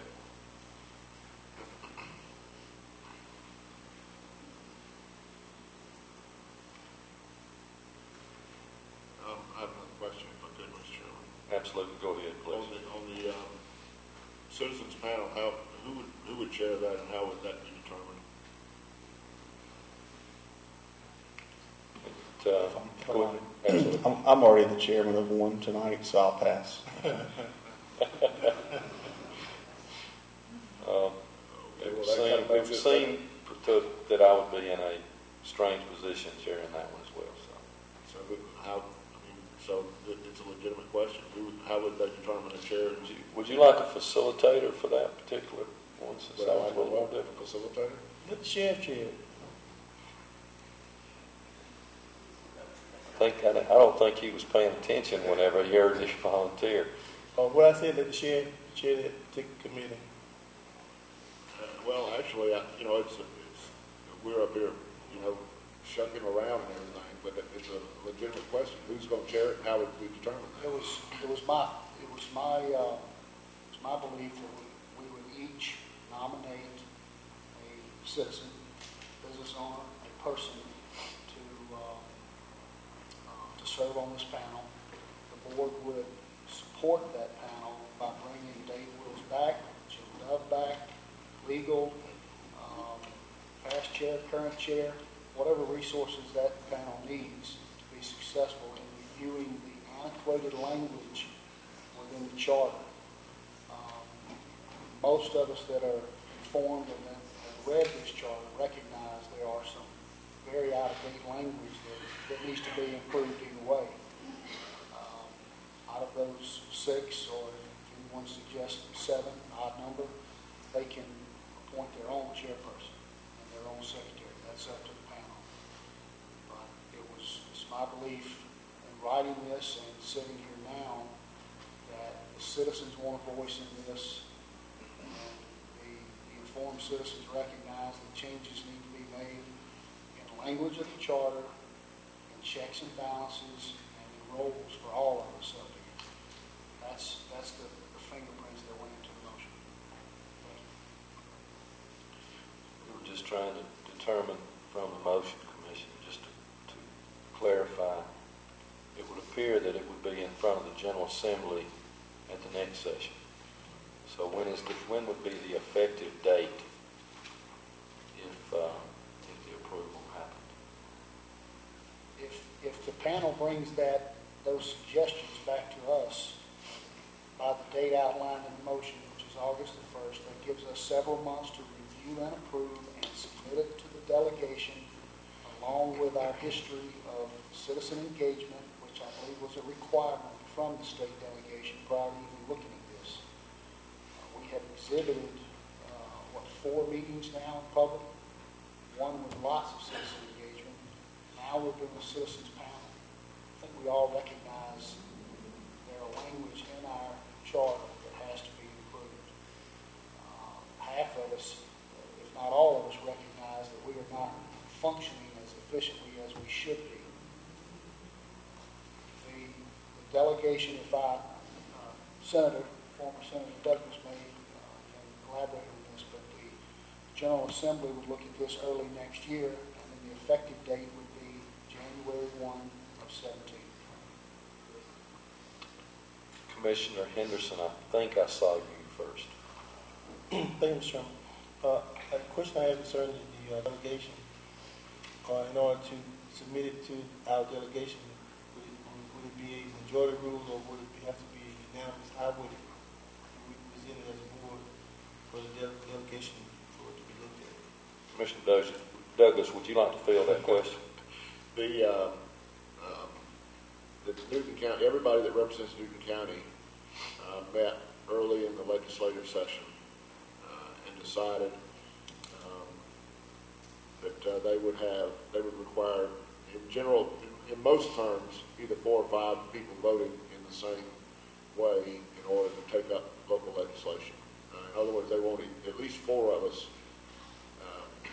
this is my experience, I don't know what our delegation did, but in my experience is that a legislative delegation wants at least 4 of the 5 commissioners to vote the same way before they'll even consider a piece of local legislation. And sometimes they'll say all 5, and sometimes they'll say unanimous. I think probably the chairman of the county manager needs to get a hold of whoever our delegation chair is for Newton County. It's Rick Jeffries. I believe it was unanimous, but okay, again, we can ask him that question. How many votes will it take on the county commission to send local legislation up there for approval? Could we, just for, I guess for the sake of time and having the panel to do a whole lot of work, confirm that either it's 4 or 5 need to. And I see it's written on here, and as I remember, option 4 nor 5 requires a charter change. Is that correct? So they would know, you would not have to take it in front of the General Assembly. These are the 2 that's under consideration. Commissioner? I think, in all fairness to Commissioner Mattis, he wants the committee just to look at the charter and see if it needs cleaning up. Was that your goal? Yeah. I have another question, if I could, Mr. Chairman. Yes, sir. I'm looking at option 4, and I'm looking at option 5 here at the top of option 4. It says the citizens, you have it in front of you. Option 4 has at the top citizens of Newton County. And off to the left, chairman, and off to the right, board of commissioners in the chain of command, as you see on option 4. Option 5 has citizens of Newton County at the top, but directly underneath there, it has chairman and board of commissioners. So what's the difference there? What does it mean when you've got chairman and board of commissioners in the same box in one, and then the other one you've got chairman on the left side and board of commissioners on the right side? Option 4 generally resembles the charter or the enabling legislation most closely. And the chairman has the manager reporting to him solely instead of the board of commissioners as well. In option 5, the manager reports to the chairman and the 5 board members. As I understand the charter, the function of the board of commissioners is advise and consent. Policy. Right. We don't have the authority to go down to Lloyd's office and say, Lloyd, go do a zoning check on the county line. We don't have that authority. Is that correct? But looking at this schematic here, option 4, you've got chairman, and then directly under the chairman is the manager. And I'm assuming, like you said, that means the manager works for the chairman under option 4. And then the chain of command runs through the county manager down to all the departments in the county. But that would not require a charter change, like you said. Option 5 says chairman and board of commissioners in the same box. Does that mean under option 5 the board of commissioners can tell the county manager and the department heads what to do since they're listed in the same box? 3 commissioners may be able to do that as a policy.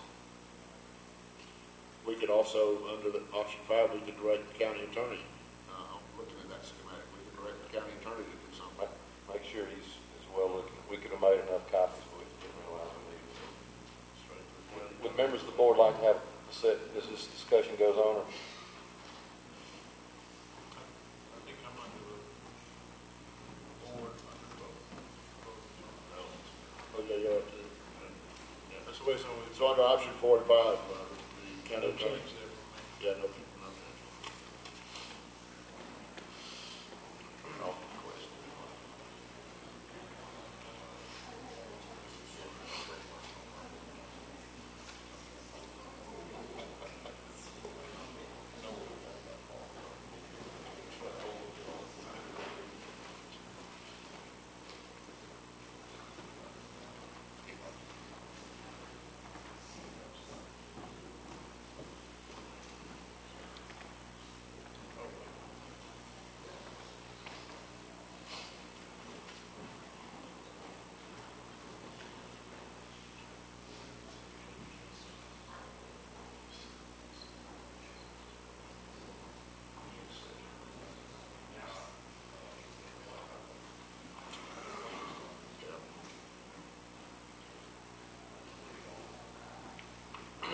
Right now, on my desk, I have option 4 on my left and option 5 on my right.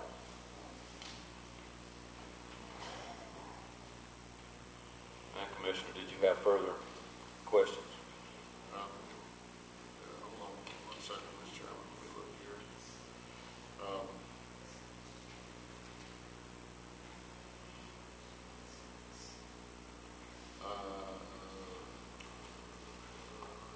I don't see Gaither's Plantation on number 4. I see Factory Shoals, I don't see Gaither's.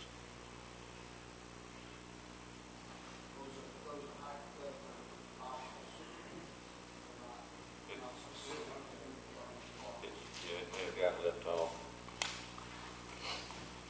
Well, since it's left off this map, you won't give it too much trouble, then we just move it right back over to the chairman.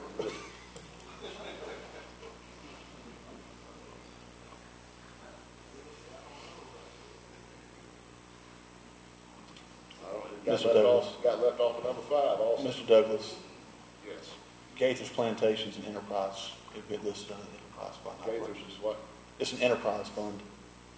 Okay. Similar to what the water fund as well as solid waste. Gaither's Plantation falls under solid waste management? No, those are the 3 enterprise, it's considered an enterprise fund, similar to what those 2 are. Coal, Water Resources, Cornish Creek Plant, solid waste management. You call for the question, sir? All right, we got a question called for, and I believe there's enough support for that. We have a motion, and it's written in front of the clerk. Can I ask for the motion to be read again? We're going to let the commission do it.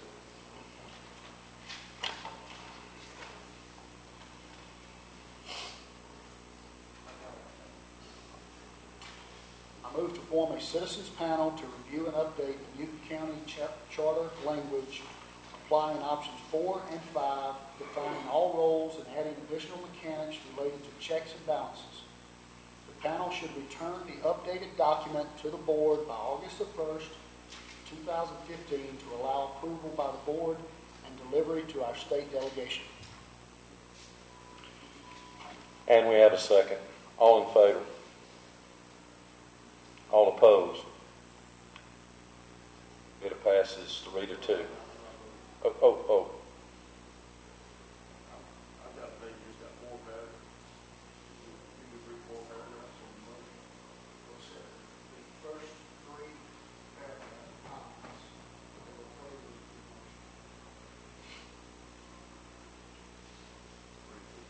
Three to 2.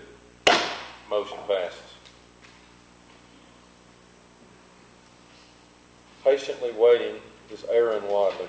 We have 14, 15, 16, and 17 very important transportation projects that we are moving as far down the line as we possibly can.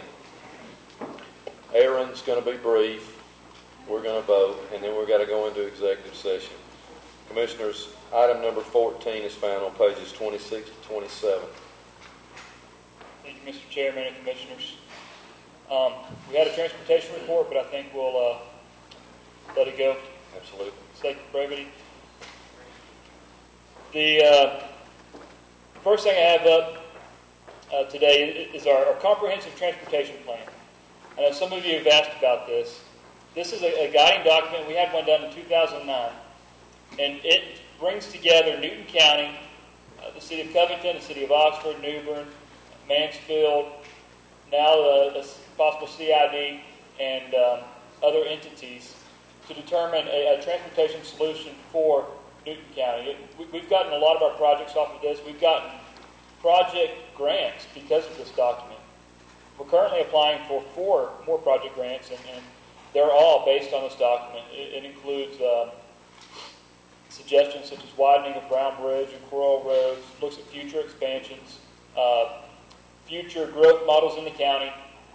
This is really important for transportation planning, and we have utilized the document we have. We have a grant available to us. Actually, ARC, the Atlanta Regional Commission, has been given federal grant money that requires a 20% match. We have available to us up to $250,000 So what I have before you is a request to agree to a sub-agreement with the Atlanta Regional Commission. They are given the money. We have to have a sub-agreement, a contract with them, for them to pass that money on to us.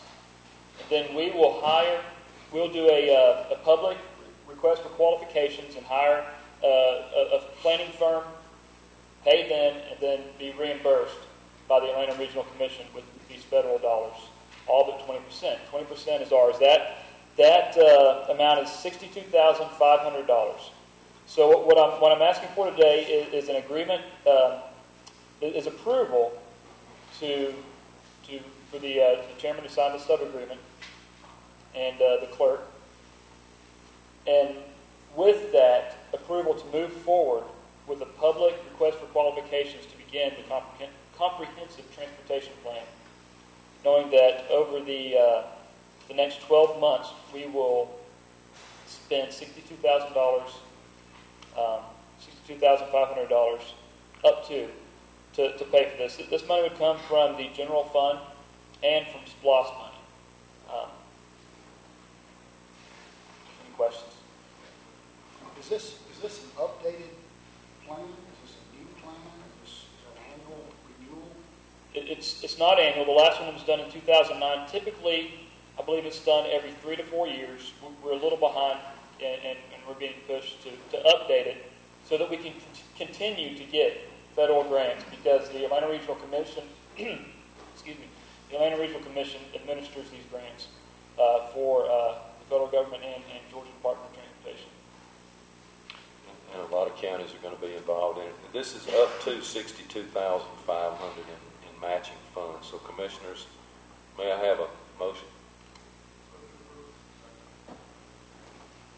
Any further discussion? Yes, ma'am. Just making sure I understand. So the $62,500 is coming out of the Public Works General Fund money? That and SPLOST as appropriate, as it addresses projects that are in SPLOST, because this will piggyback off the old plan. I'm sorry. 2011. Yes, ma'am. Okay, any further discussion? All in favor? It is unanimous. Next item.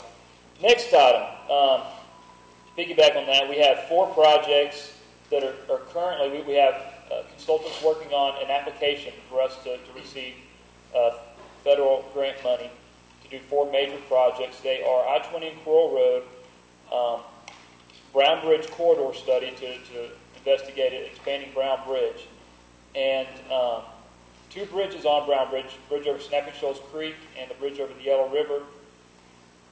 I have some dollar amounts on there, but have since I put this in, I have since I requested this be placed on the agenda tonight, I've received additional figures, updated estimates from our consultants, and I would like some time to look over that. The applications are due before our next board meeting, but we can have a tentative. The chairman can sign a tentative resolution that would enable us to go back and have a board resolution at a later date. So I'd like to table this one and come back, readdress it at the next meeting. 4 and 5. That's the table. Yes, sir. All in favor? Okay. 16. All right, 16. This is the fun one. We are in the paving business.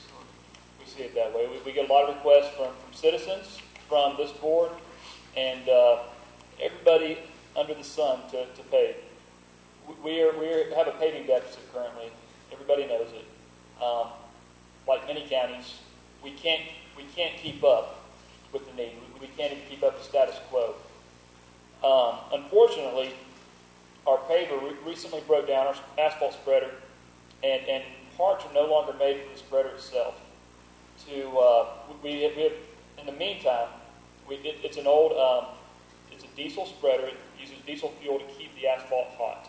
They don't make these anymore. They make electric spreaders for this size equipment. And to keep it going, we've been using it to patch. We've tack welded some parts onto it and some metal plates and have it functioning currently, but it's patched. We can only patch with it. It's not a condition that we can top roads because it won't leave a decent match, a decent driving surface. The cost to our current asphalt spreader is valued at $22,000 because it is more than 15 years old, and the cost to update the spreader itself is $80,000 approximately. That was just a ballpark figure to an electric spreader, and then we have to have a generator added onto it, which would be another $9,000 to $10,000. In addition to that, we have a hydraulic pump that is getting to malfunction, and we don't know when that'll happen. It could be tomorrow. It could be a year from now. But this pump and the affected hydraulics cost approximately $60,000 to replace. So we have $150,000 in work to do to a $20,000 spreader. We're to the point of not being able to pay if something happens again to the spreader. We just fixed it last week in the shop by as I said, tack welding some metal plates in certain broken areas. We're going to continue to patch with it as long as we can, so I'm bringing to you a request to begin the bid procurement process, an open bid procurement process for a 5-year lease. I have a state contract price of $62,412 a year. This is an annual payment, and the first payment would be due sometime in fiscal year 16. And it would be this would require that the spreader be turned back in after 5 years, and we'd have to look at another lease. But this keeps us under a warranty. That there's new electronics on spreaders that our folks in fleet can't work on. It has a different electrical system. It's a little over my head, but it's not very user friendly. It needs specialized tools, equipment, and training. Commissioner Sims. Thank you, Mr. Chair. As much as I like to see a brand new shiny piece of CAT equipment roll out on the job site, I do have some concerns with this. With us being so close to the budget and allocating future money when we can't even come together and give the sheriffs even a talk about giving a raise, I have some concerns with that. With the situation, 3 or 4 months away before we're into our new fiscal year, I would like to see us, maybe even, rent a piece of equipment to get us through until we can see what funds we have available. We don't know, are we going to have any additional funds for this department? I mean, at least I haven't had any words that we have some additional funds, and I just would hate to commit next year's funds when we can't even, like I said, look at the sheriff's department right now. So I would like to see us at least look at, and Yancey may not be the best place to go rent a spreader from, but I'm pretty confident that you can get a spreader for 3 months that keep us in business, but don't commit future money. If I can address that, the reason I have Yancey quoted on here is because they hold the state contract that they bid and been vetted by the state of Georgia purchasing department. I also have a lease, a rental quote from them is $12,000 a month, and that money is, if we were to purchase a spreader from them at a later date, up to 6 months of that can be rolled into the purchase price of the spreader or the lease payments for the spreader. So it could reduce our total cost on the spreader. However, it's a pretty big monthly fee that is going to eat into our paving budget this year. That's $12,000. we're patching one subdivision now, so it's cost $13,000. So that's essentially a small subdivision that we won't be able to patch every month that we. Have we looked into renting from a different company that rents used equipment, which I'm pretty sure I'm not too far off on my numbers on the spreader. Should be somewhere between $4,000 and $7,000 a month. Like I said, just to get us through, I just don't want to commit future money without, having our house in order first. Absolutely. No, I appreciate that, and I can check that out further. We've had problems finding a rental spreader because there's not a lot. They haven't been kept on the market because of construction, and a lot of damage occurs to a spreader because it's constantly having hot rocks shoveled through it. And I'm just thinking creatively here. There are even some local paving companies that may not be maxed out right now that could rent a piece of equipment until we get through this budget process. Like I said, I have a real problem with committing that future money. Thank you. We do need to think about our LMIG projects. We're going to try to do as many of those. We are, if you look at that page 31, we're saving up to 35% by doing those in-house. They do require you to silo that asphalt. And right now, obviously, we're going to have to do something. We're not going to be able to use the spreader we got because there's chances are very good that it will break down, and if it does, we have to pay for that whole silo full of asphalt. We can work together on some of this, Commissioner. We don't have another meeting until April the 7th. We've already started paving. I guess today was really the first day. Yes, sir. We had weather good enough to do that. So I don't know how we can creatively come up with an answer in the next few weeks if we're not able to find one. So,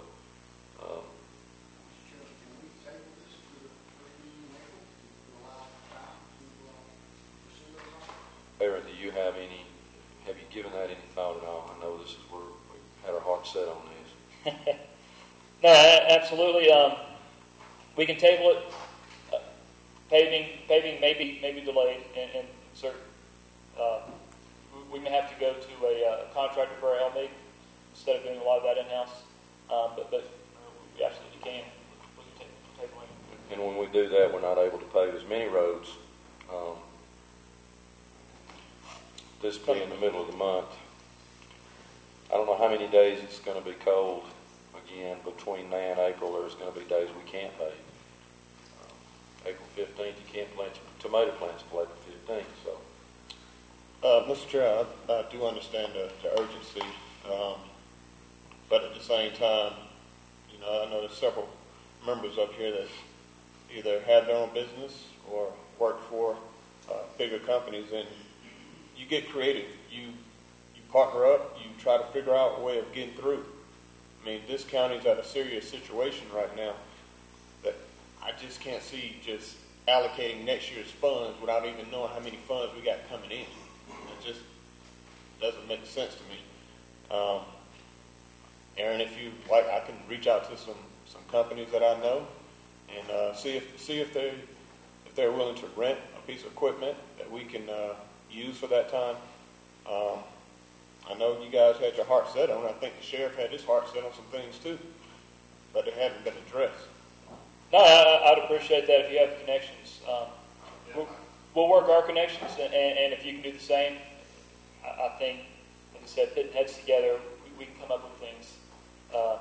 it appears we're headed toward a table, but I will say that no attack on you. We have full-time employees that need to get to work.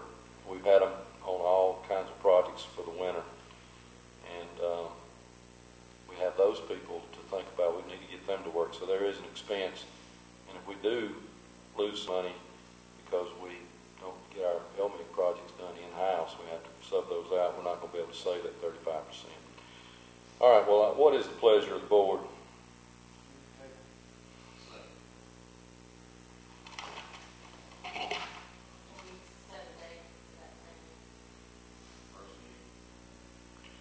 April 7th.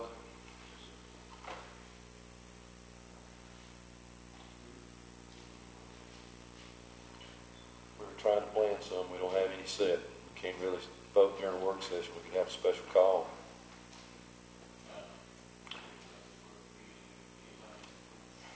None have been set. We had one suggested on the slide. We didn't get to show those. Okay. Got a motion to table. Any further discussion? All in favor? It is tabled. Aaron's got one more. All right, last but not least, we have a request to approve relocation agreement with Snapping Shoals EMC to move the power pole and adjacent guys on the Oak Hill Road Bridge relocation project, or improvement project. This has been negotiated, and Snapping Shoals has reduced the scope of their work to lower this cost. And I'm told this is as low as it will go.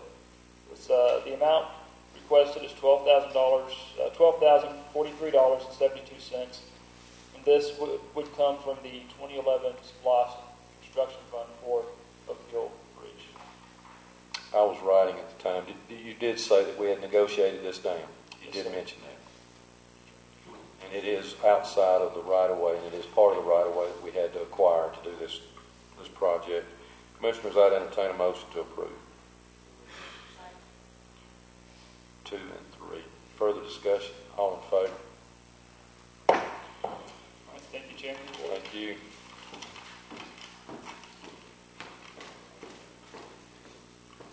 The citizens, I'm going to point out, it's 5 minutes after 11.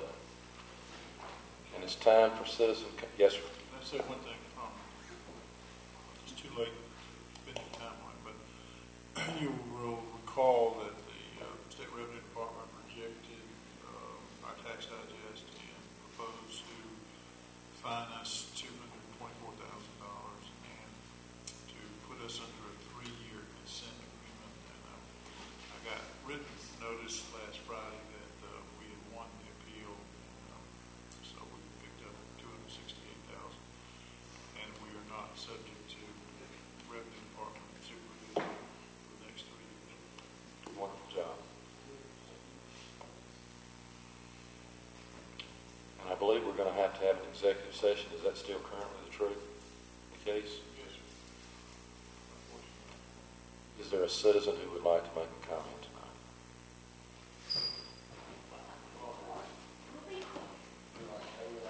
There is no timer, so please be brief. Real quick, I agree with you. I agree with you. I would agree with JC. What I heard in all these meetings about the form of government, people want to go back to 2011. I mean, that's been simple. Let's go back to 2011. Go from there.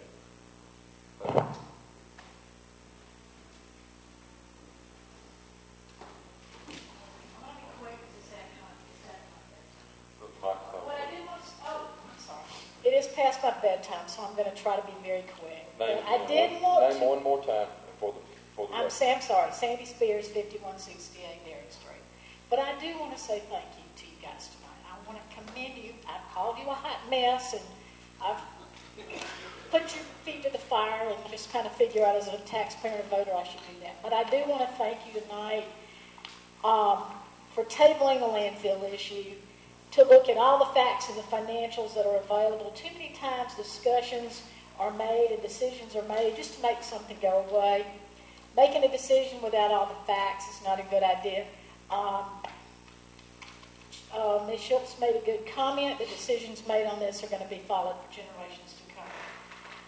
Thank you for putting together the Citizens Committee. I think this will create a good citizen partnership for everybody. And when I was a kid, my father told me, he said, there's a reason God gave us 2 ears and 1 mouth. And so, thank you for listening. Anyone? I'll entertain a motion to go into executive session for the reason of Pending litigation. Before I go into that, would the commissioner like to make a comment at this moment? Go ahead, please. I made this announcement earlier, but it may have been lost in translation.